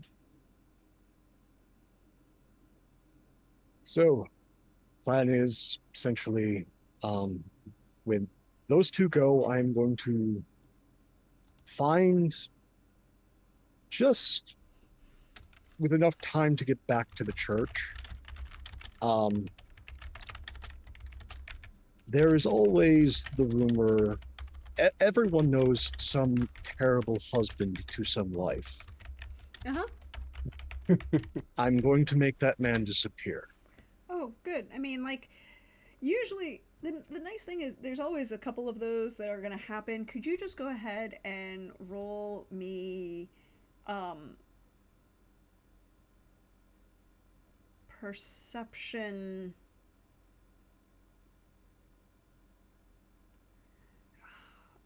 Like, there isn't, they got rid of, go with perception awareness.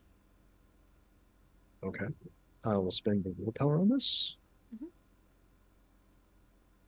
And I will reveal that my nature is defender. Cool. That's very useful. Mm-hmm. Okay.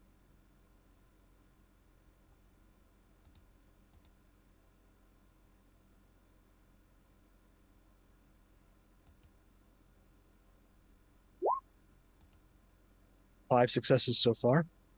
Ooh.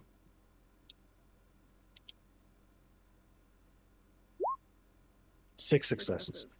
So with 6 successes, you are very easy to find a young nobleman, newly married, who is not well favored, mostly because he does not treat his wife well. Which is an important distinction because he's Sicily has a long tradition, very, very long tradition, of dealing with abusers and women and violence against women in aggressive manners, Mhm. to the point that the existence of La Cosa Nostra is rumored to have begun in the history of the world, the actual history, La Cosa Nostra. For those of you who don't know, La Cosa Nostra is the actual term for the Sicilian mob. Um, Rumored to have begun because a young woman was sexually assaulted, and the father went to the landowner, who was, oh wait, a Norman, um landlord, and he basically said, well, it was the Norman knight didn't do anything wrong, go away, and beat the farmer up. And then the farmer turned around and went to the local, according to the story, local Sicilian landlord, who was in in Sicily. The term godfather was applied, but that was because historically you would pick, a large number of people would pick the wealthiest person in town to be assigned as the godfather, both to honor them because they are a wealthy individual, but also because if for some reason the parents died, the child would be looked after. The entire point of a godfather is to care for the child if they're, whatever. Um, and he promptly worked with a bunch of other people to undermine the government, who is claiming that, and murdered a Norman knight. And this is the beginnings of the division in Sicily that still exist between the people and the government, as in they don't agree and they never have. It got really So, bad in the 1980s. We're not supporting the Cosa Nostra. We're not saying that they're good guys. We're just saying that there's a reason. Are you But telling me a like government corruption created a criminal organization? That is shocking. yeah, yeah. Um, yeah.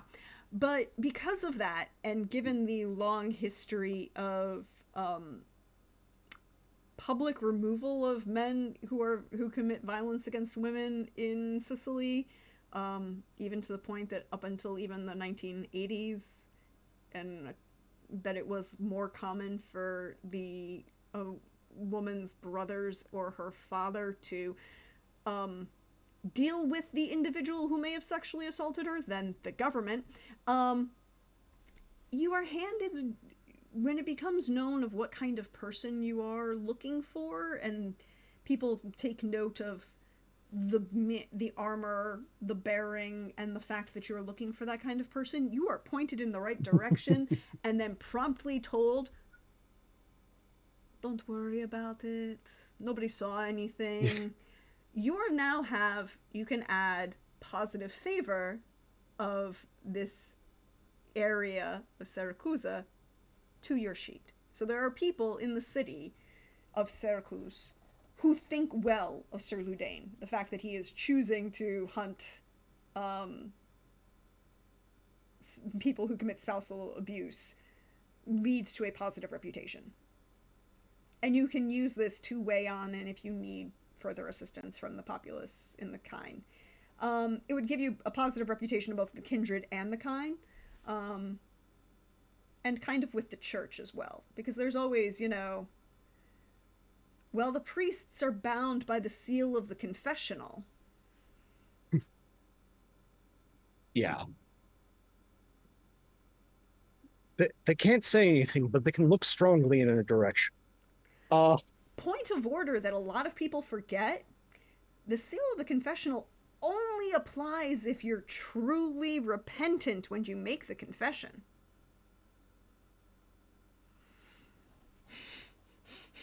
but this gentleman is um A young foreign noble. German. quite quickly just because I don't care about using potents, um just dragged forcefully out of his home by his neck.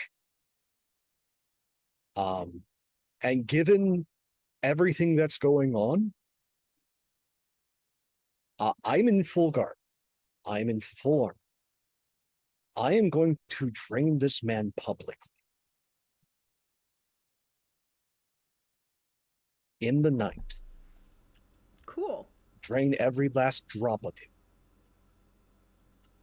And then I'm going to drag him behind my horse to the pig farm and throw him to the pigs. Such a shame. Could you please go ahead and roll? I feel like this is. You have a choice.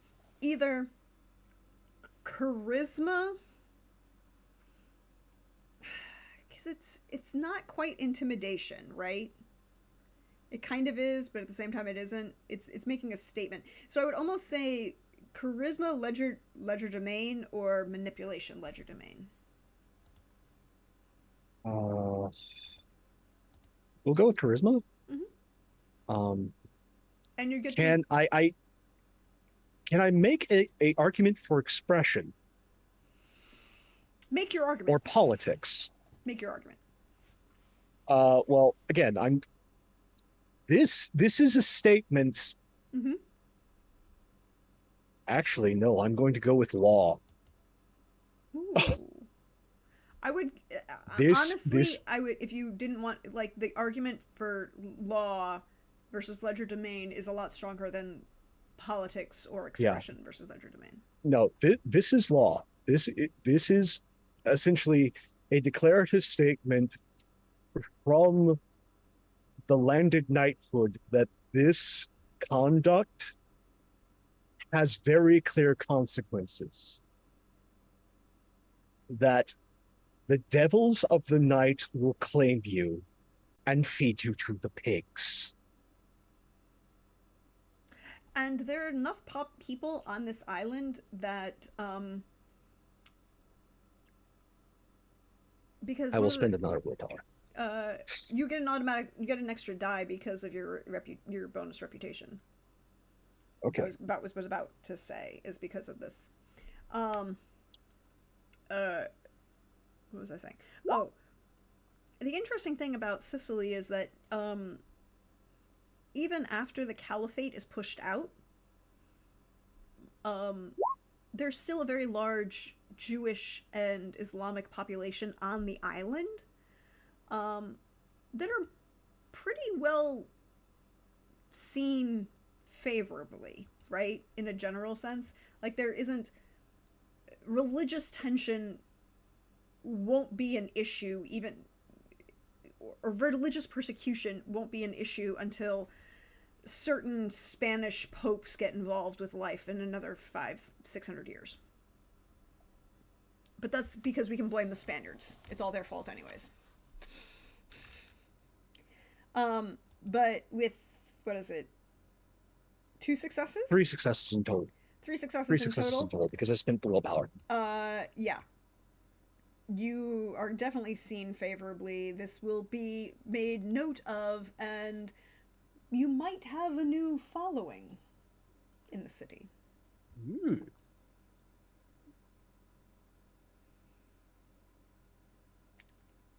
But as the night falls, as dawn approaches,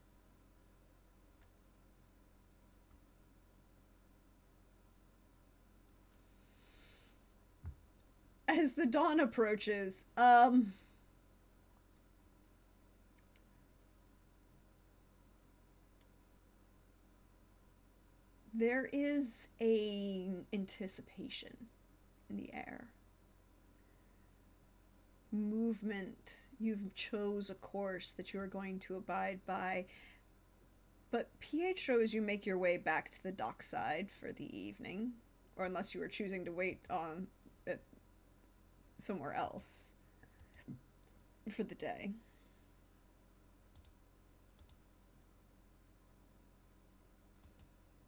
As you make your way back to the dockside, you have a message.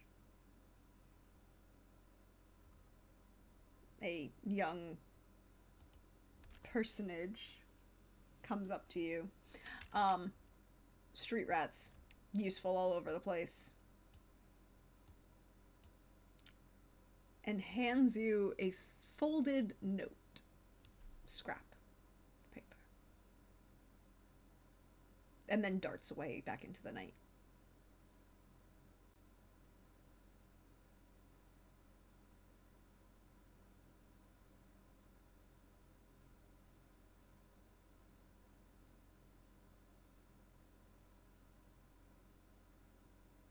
For you, Pietro. So good. Okay, was paying attention. So a little boy handed me a piece of paper. Yep. Little folded piece of note. Okay, sorry. I look down and look at it. Short and to the point. Sebastiano has said he will have secured a ship by the end of the week.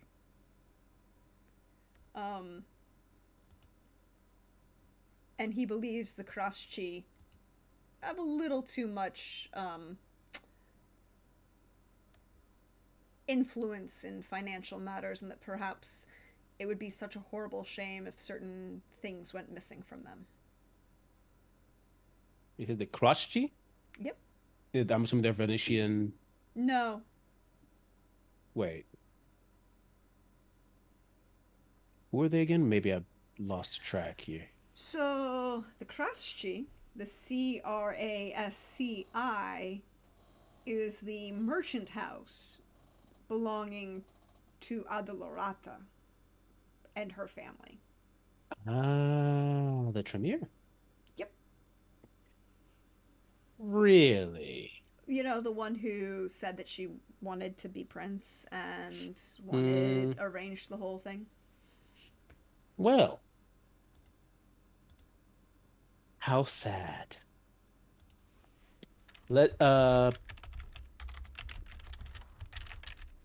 Before I go to sleep that night, I find a random little boy, an orphan on the street. Yep. I grab him.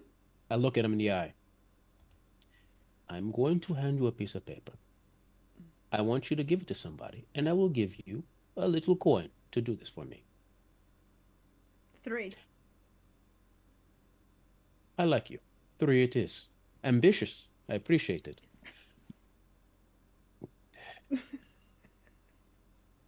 And I give the coin. And I give him I write something up, I give it to him. And I give him the address. He's like, now, tomorrow night, if I find out you didn't do this, I will find you. I keep my word. But just in case, I turn on my my eyes and I look him straight. Are we clear? Can you? That's so real. And he's like, there's that fine line of small child awe, but also like he's a little intimidated and creeped out, but also like that's kind of cool. In that level of like, all right, no, I got you. I keep my word. Okay, and Peter's like, he's like, okay, you know what? I can deal with this. Cool. All right then. You go do the thing. I'm perfectly fine. And I pause and I turn back to the kid because I just noticed his reaction because 99% of the time it's just pure terror. It's like, which is very irritating. But this kid, he has potential. Kid, come back here tomorrow night. You know what? Might have more business for you. You seem like a smart kid. I like you. And I go back. Where are you sending him with this piece? To our venture friend.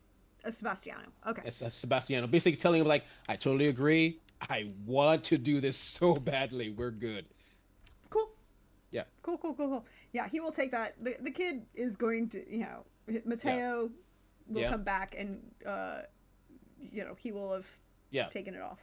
And that kid, cabin boy material, and when he grows up, maybe ghoulification. We'll see. I like him. Yep. So the day passes. Is there anything that Elena wanted to do before dawn approaches? Oh, as dawn is approaching, and she heads back to the villa, really lavishing in the new gown, lamenting that she wasn't able to go dancing, with the people in the square, but due to, friends call.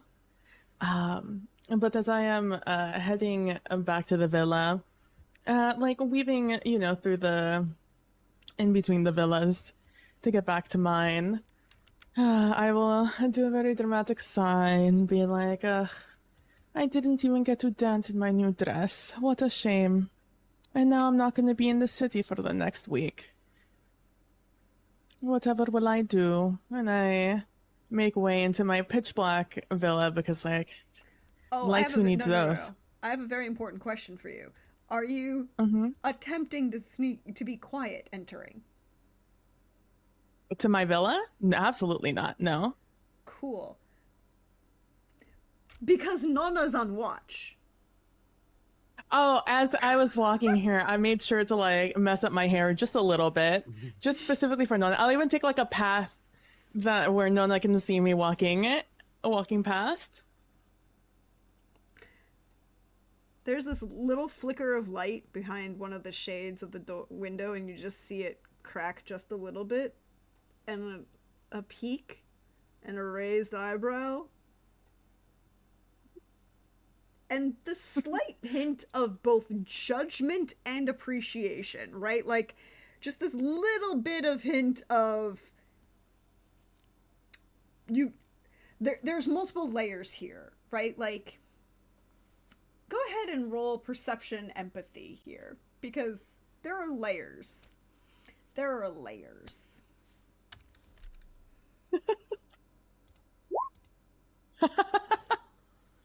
Cool. Nothing. You get the first hint of layer, which is you're rolling up now. It is 3:00 in the morning. Where have you been? You are a young unmarried woman, and no, get in this house. Level of grandma Nonna judgment. But at the same there's also something underneath it that you're not 100% sure about.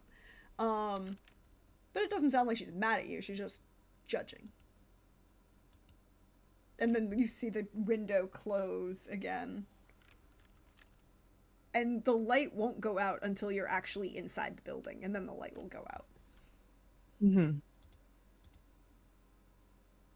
And I will go in, and I will take off my gown, and I'll lay it very nicely on the bed or on the closet. Mm-hmm.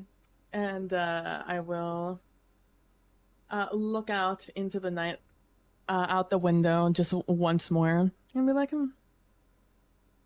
I wonder what Palermo will be like before I go to take my sleep. Yes, you fall into being undead. And the day passes.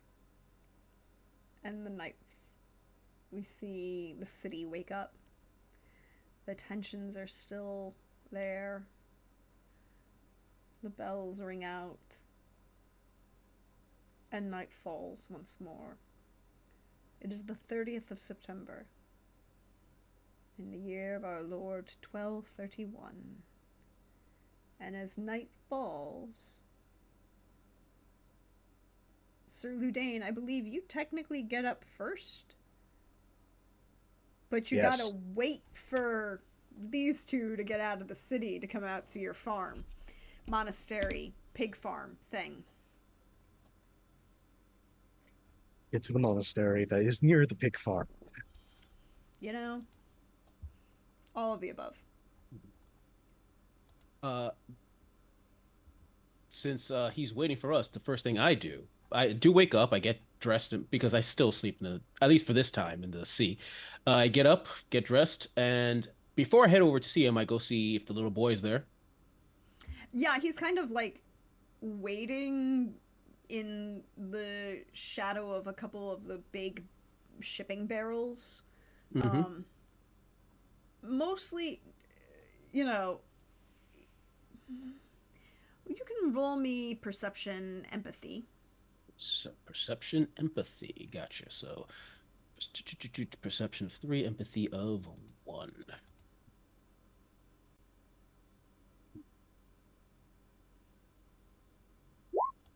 Oh, that's a 3 three successes. so far with a D10, so 4 successes.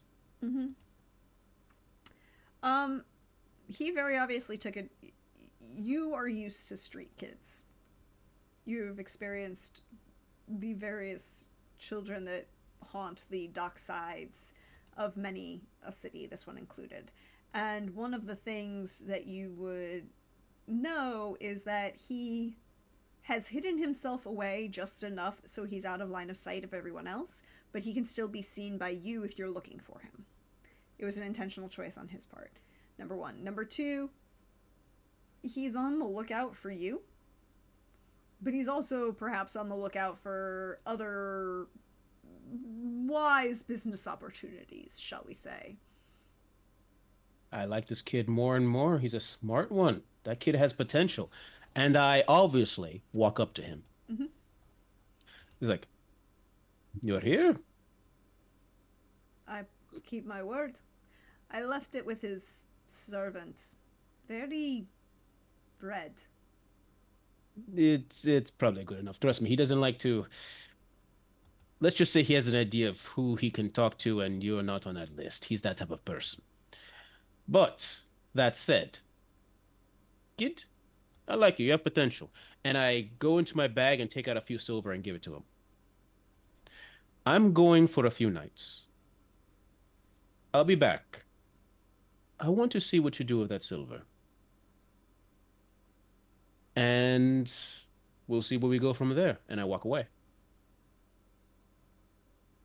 He, as you give it to him, he just kind of grabs it and disappears it, right? Mm-hmm. Like, doesn't obviously put it anywhere, but it disappears, basically. Mm-hmm. Yep. And that's all I do. He's like, I want to see what you do with that silver. That's all I say to him. Mm-hmm. And I'm heading to the pig monastery. This has become a thing now. It's there. It's a thing. Mm-hmm.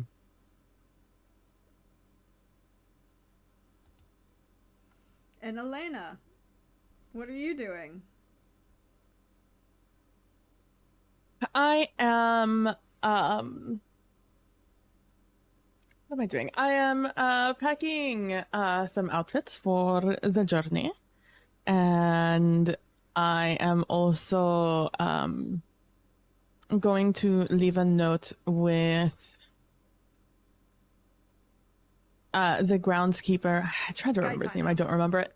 Gaetano. And I will go and I'll leave a message with him informing him that I will be out of town for a few days, maybe up to a week. I have some business up north, up in Palermo. And ask him if he has any suggestions, if there's any delicacies in Palermo that may not be available down here in Syracuse.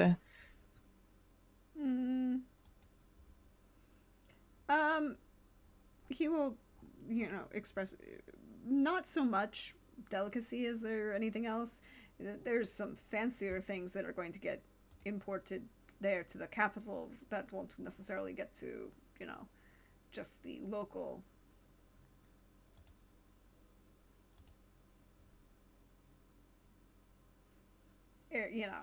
Port city, all right? Like, Syracuse is a port city. It's great. Things come in, but it's still the capital is Palermo. All the quote unquote money is in Palermo. And with that, he would just kind of like, he doesn't know anybody in particular and doesn't know any particular, shall we say, delicacies. But try the spices. I hear they're good. Oh, we'll keep that in mind. And with that, I will say, and inform your wife, thank you very much once again for the gown. I got many a compliment last night. Mm-hmm. I will. You looked very good in it. And she smirks a little bit. He smirks a little bit at that. So, thank you very much. Your wife is very, very talented. And with that, I will say, I will return, but just keep an eye out. I know Syracuse is a very a good city, but one never knows. And with that, I'm bowing out. I head back out to go to meet Sir Ludin. And if I'm gonna pass through the middle of the city, just very quickly, to find like a little like cute knickknack of like a knight if I can, or something that will remind me of Sir Ludin, and just to go ahead and pick that up while I'm in town. You can find like there are a couple toy, wood carvers who are still out. You can find like a little wooden knight on horseback, little wood carving like toy for a child kind of thing. And I will pick that one out. And I will go meet my friends. Just heck it in my bag and go. Mm-hmm.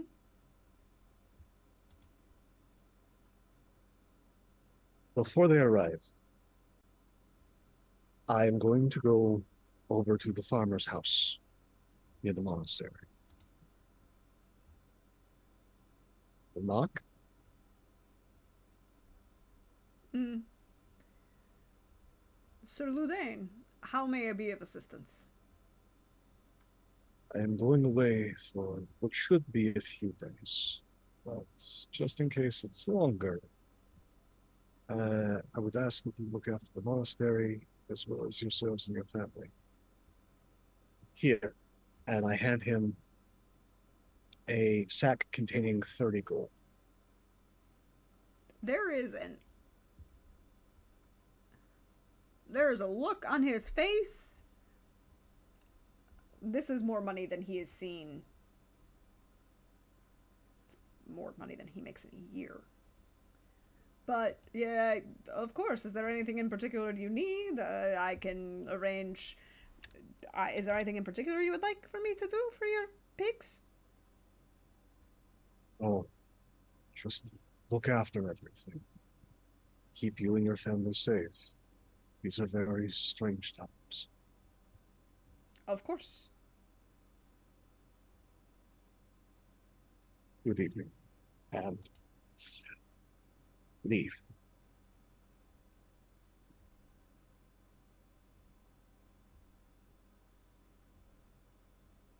All right. He's a little stunned for a moment before he refocuses and the door closes behind you.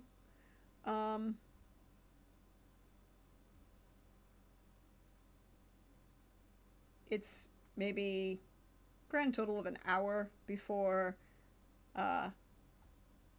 your friends, acquaintances, traveling companions.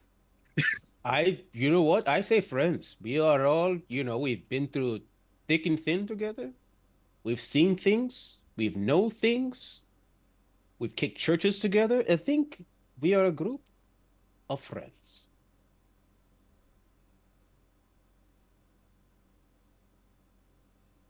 I've known them for a whole almost 2 weeks. I mean, what more says friends than that? Mm-hmm. When you live centuries long. Yeah, of course. Of course. Mm-hmm. Mm-hmm. The best friendships are born through tribulations, and we've been tribulated.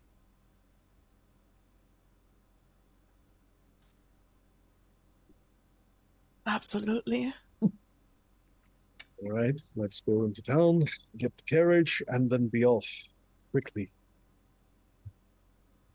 So you don't have to go all the way into town to get the carriage because, like everyone else, the rental stables is going to be outside the city walls.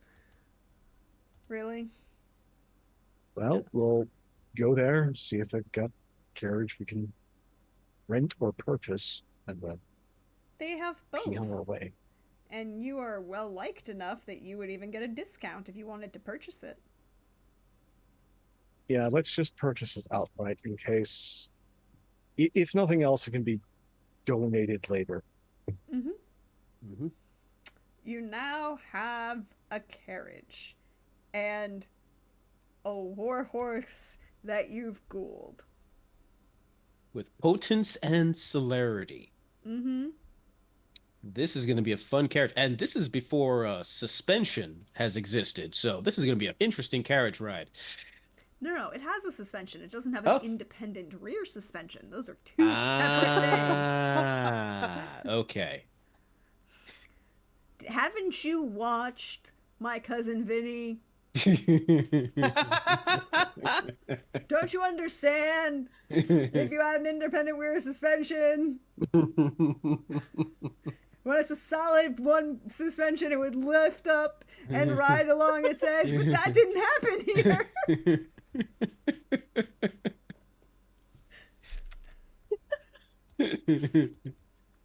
Well, we are on our way Yep. at speed. Sorry, it had to be said. No, it's fine. You're on. It's fine. Can I then get? I'm assuming that Sir Ludain is. I will make the ride check. Yes, please. Thank you. I will spend another willpower. You're just using that willpower left What and is- right. out of I have curiosity, lots. what is your nature, sir? My nature is defender. Okay, so you would have already recovered one from. Yeah. From the your disposal. your disposal. I would say you would also recover 2 for the plan of going with them. And not just Okay. leaving them behind. I mean, I don't think we But- needed a defense. I think we perfectly both are capable of just being very subtle in I know it doesn't, whatever have, city we're. it doesn't have to do with I am your bro- defense or requirement thereof. It has to do with his choice of actions versus his nature. Fair enough. Road of Chivalry 8. I Yeah, there you cannot let you. No, and my willpower is 9. So yeah, no. These choices are made for me. Yep. So I would say it's probably either stamina or strength ride. I will take stamina ride any day of the week. It's one of those because it's not quite. You're like, there is an effort to put in there, but it's also effort to maintain this going forward. So stamina ride, I think, makes sense here too. And that's good Okay. because you only have 2 successes out of those 8 dice. But I also have to spend the willpower, so that's 3. 3. So 3 successes. It is not at top speed. You can get a good way there. You're not going to get Yeah. all the way. No. Sicily is not flat. There are big chunks of it that No. are, but the majority of it is up and over mountains. There's a really big Yeah. one. It goes on fire a lot. You're lucky. It's not currently on fire. So the road would put you in such a way that you would end up at Vicari just before daybreak. Vicari is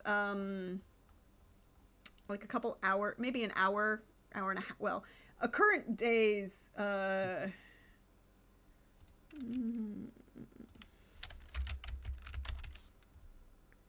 so it's 60 kilometers from Palermo to Vicari. So it's a day's ride. With a normal horse, it'd be a couple hours with your Gould Destier. But it's a walled city on a hilltop because, it's what's necessary, right? It's very, very pretty, actually. Lots of stonework. Some nice towers. You're pretty okay. And from there, it's easy enough to find lodging in one of the guest towers that they have for travelers along the road. And then the next night, finish your travels to Palermo. So you will arrive in Palermo on the 1st of October. Where are you headed?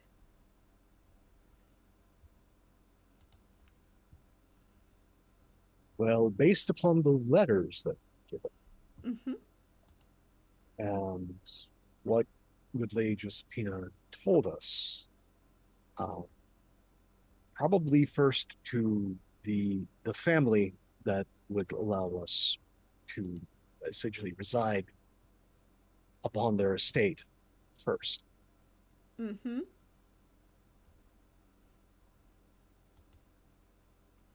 So, to unpack at the very least. yes. Mhm. It is within the city limits. Um, and you would hear uh Palermo. Boop. Palermo.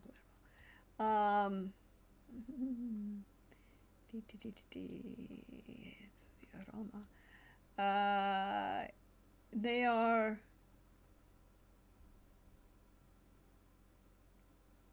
the individual that the family that not Camillina Farana or Servatius, right? Camilla Yeah. were the family, right? So the Yeah. family that Giuseppina recommended to you lives.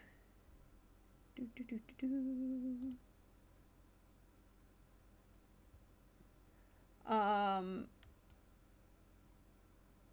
off the Via de Visi and called La Dermont. Ooh, there we go. There we go. Give me more. Aha. There's a palazzo inside the city called, well, off of the Via Giuseppe Garibaldi. Well, that's what it's called now, and I have no way of finding out what it was then. I am sorry. It had a name, and I'm sure if I put a lot of freaking effort into it, I could find out what the name of the road was.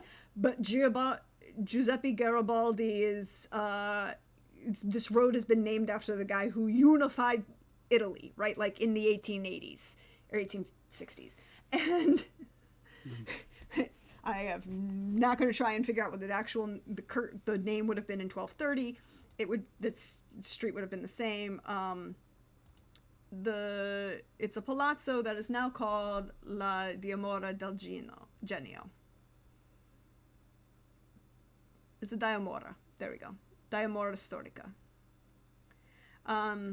What is that in English? It's kind of like a B&B. So not like a hotel or a palazzo, but like it's an oversized building that probably was at one point kind of like a combination between a home and like a guest house. That is now kind of like turned into, what is the actual translation? Sorry, it's one of those things where multiple languages is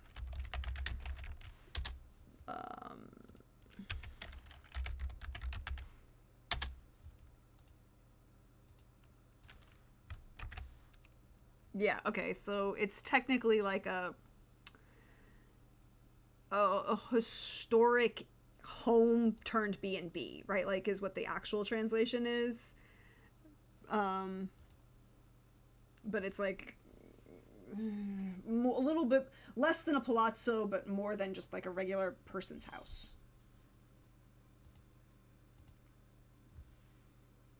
Sorry, the use of multiple languages to figure out what they're trying to say.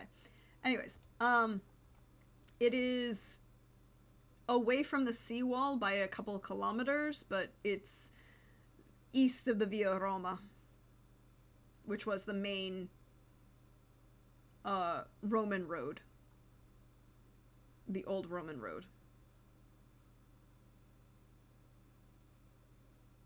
and just east of the historic center.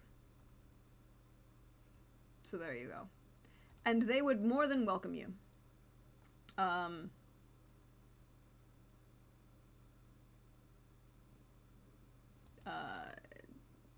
The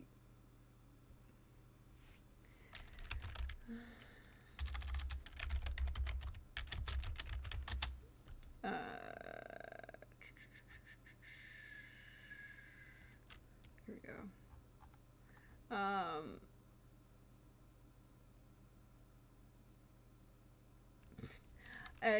The owner's name is Catalano. Carmine Catalano.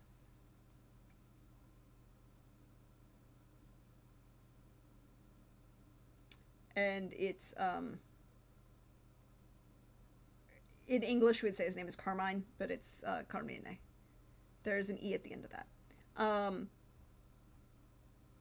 The minute you hand him the letter with the seal, he is uber polite. Like, uber polite.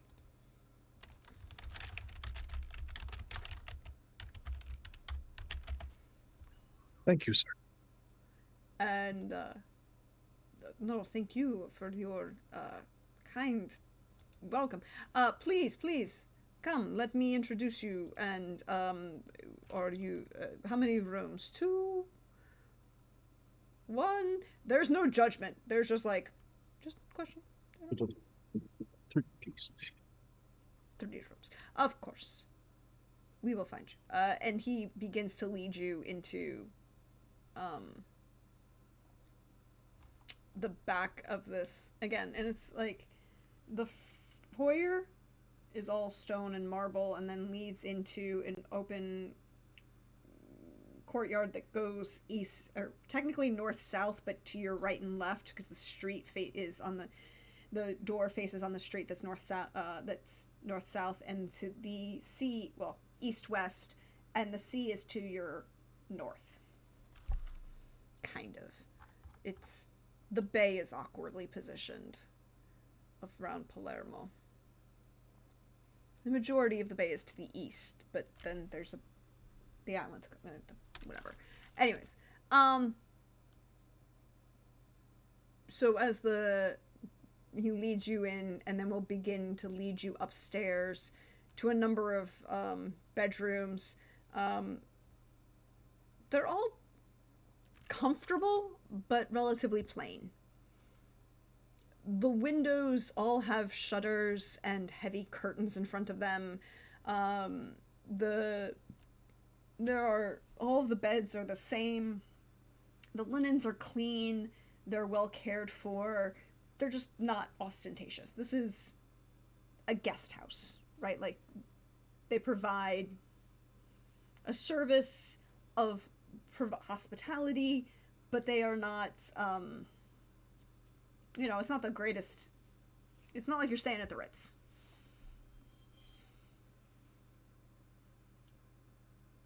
A place to sleep that is relatively safe. This is perfect.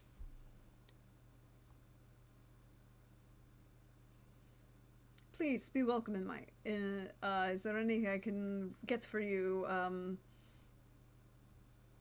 Wine, olives, anything else? I'm perfectly fine, thank you. Not sure about the rest of my companions, but I'll make my own arrangements for meals if necessary. Of course. I will be like, do you have any wine from Palermo here? Of course. If not, that is okay. You do?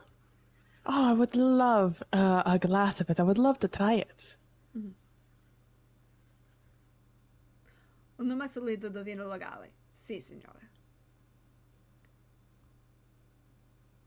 And he will go and come back with the most important of phrases, and that, by the way, that is the second most important phrase you can ever have if you go to Italy, which is a half-liter of local wine. You can be more specific and say vino rosso or vino bianco, but,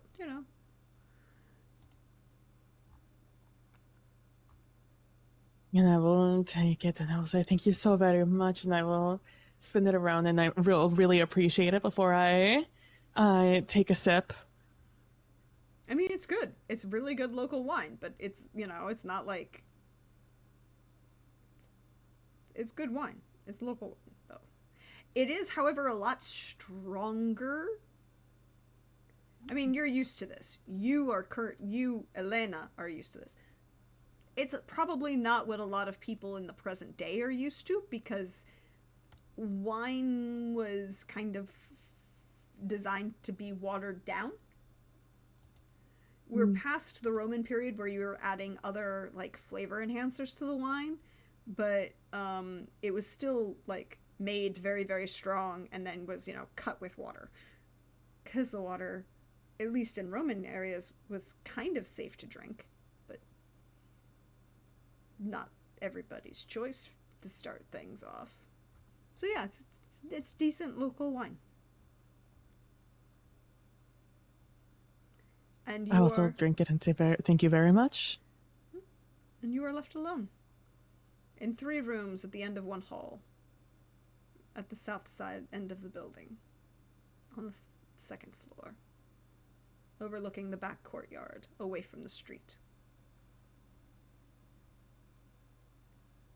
But now that we are in Palermo, that is where we're going to end for tonight.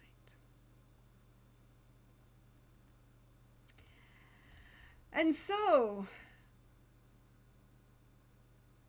thank you all for being here. I'm going to let everyone do their spiel, and then I'm going to do mine at the end. And thank you again. It's always great to come back to this. I am here for all of this fun times.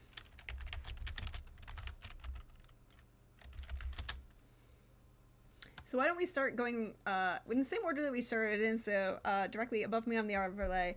Hey, Arvandus, how are you? Hey, Prax, I had a wonderful time being my wonderful PHO self. And as you know, you can find me in most things as Arvandus. I'm part of the Fanable podcast. We play a variety of role-playing games.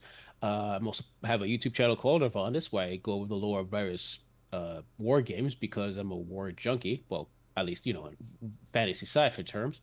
And generally, I'm an awesome guy. You should follow me. Hey. Yes, follow him. Mm-hmm.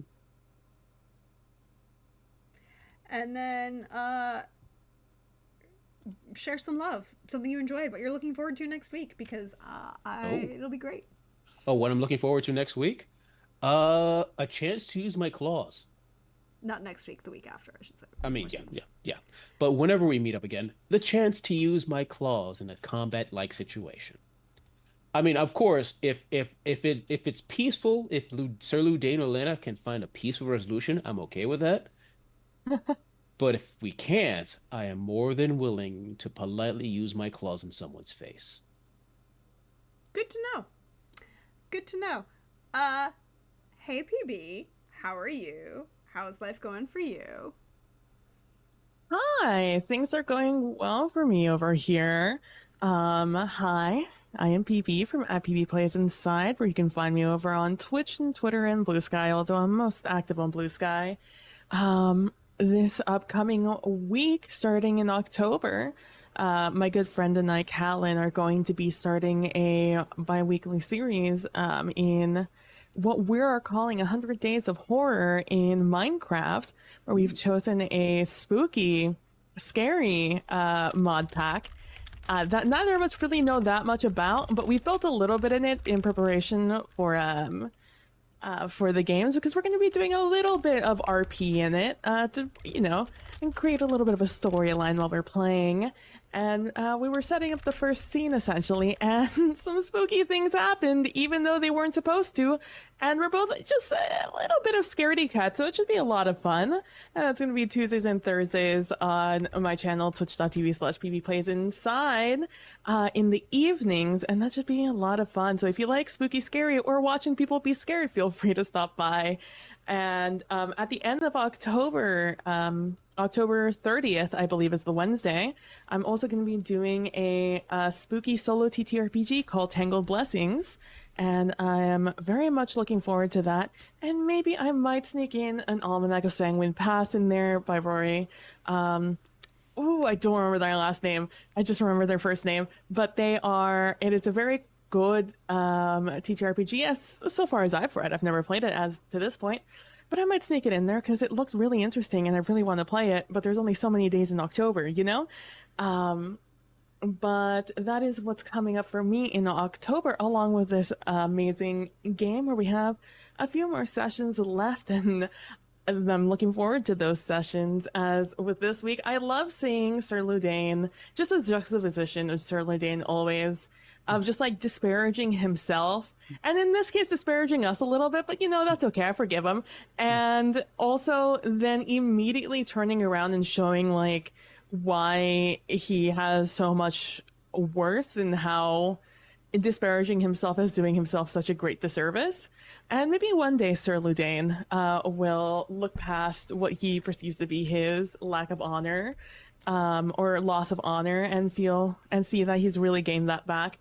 But I love seeing those in Sir Ludain's moment because he's really cool and really awesome despite what he may say about himself. And I'm very much looking forward to next week and seeing the chaos we may bring to Palermo, as the people in Palermo have done a doozy. Mm-hmm. Mm-hmm. Mm-hmm. Indeed, indeed, indeed. Hi, Pope. How are you? How's life going for you? Hi. This has gotten very messy and complicated very quickly. Yep. You're welcome. Thank you. First business, then pleasure, displeasure. Hey everybody, Pope here, Pope World Build on the internets. If you want to find me for the next few weeks, it's going to be primarily here. Though in a few more weeks' time, we will be back over on channel Other Doc on Tuesday nights at 7 p.m. Eastern for more 9 Fox Gambit, where you get to see the opposite of Sir Ludain, a individual that has way too much fun being awful. In an incredibly unique dystopian sci-fi system where it uses tags, and one of them is living in a world made of cardboard. And that shouldn't make anyone smile. But it does. And no, I am so excited to see what Team High Clan gets up to next week, considering everything that's happened in the interim. Mm-hmm. And now us goofballs are here. And that is, this is nothing but trouble. This is nothing but absolute trouble. I love Elena and Pietro, and it really does feel like there are two teenagers fucking with their caretaker, not like the primary adult, no, just the one that's on loan, and giving Sir Ludain just, we're going to do this thing even though you advise us and tell us everything that is wrong and dangerous about it. We are dead set. We want this grand bounty from Masambro. Why do you want anything from anyone who has an actual big name? That is a no. No. There are things that come with too high of a price and too high of a profile. That is one of them. And now you're in a city, a true city, a true capital, where you're not only having to worry about vampire politics, you have to worry about mundane politics and the church because all the focus is here, because all the priests died here. Everything is dangerous. Everything. And none of us have the sight. None of us have any occult powers whatsoever. And somehow these individuals are going to find the traitor before someone else does and survive. Yeah, no. So if you want I to see I knew three, Sonno Dane believed in us. I knew it. I could hear it in his voice right now.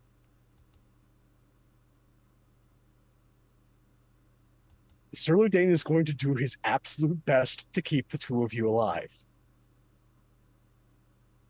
I do not know what that entails.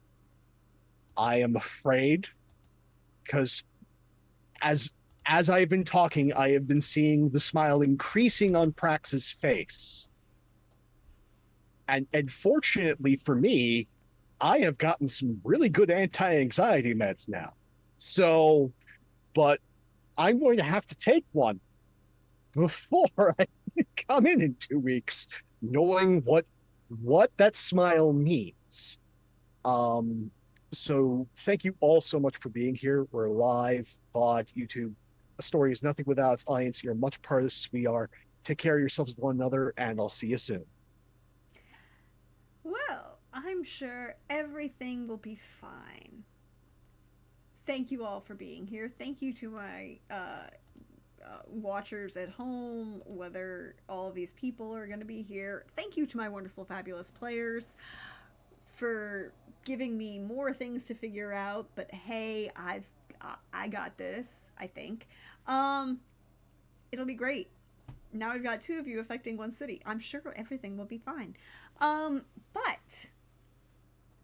I am your friendly neighborhood Prax at Dear Gentleman on Twitter, or Praxagorth as Meophores. See me around here on Twitch. Prax the Bard over on Instagram, Hive, and Blue Sky. Kind of more active on both. I need to be more active on Blue Sky and Hive, but I'm trying.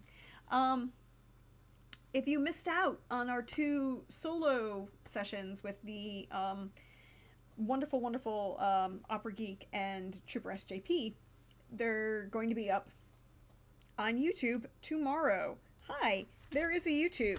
If you've missed any of the sessions, they're all there in nice, neat, organized playlists. Make your life so easy and great so you can find them.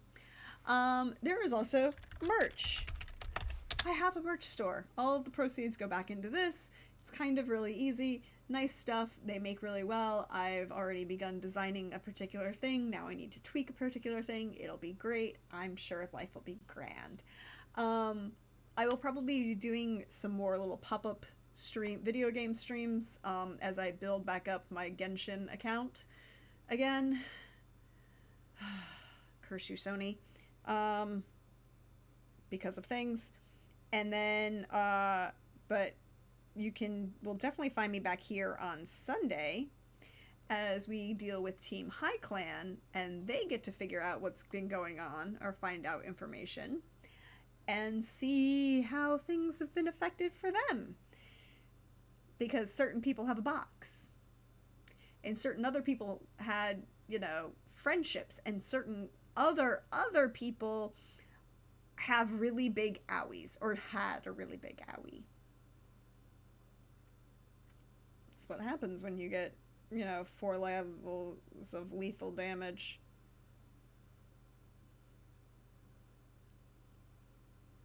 But you can find me around as we do more things, and you'll find me back here. I need to see if there's anybody up that we can go raid.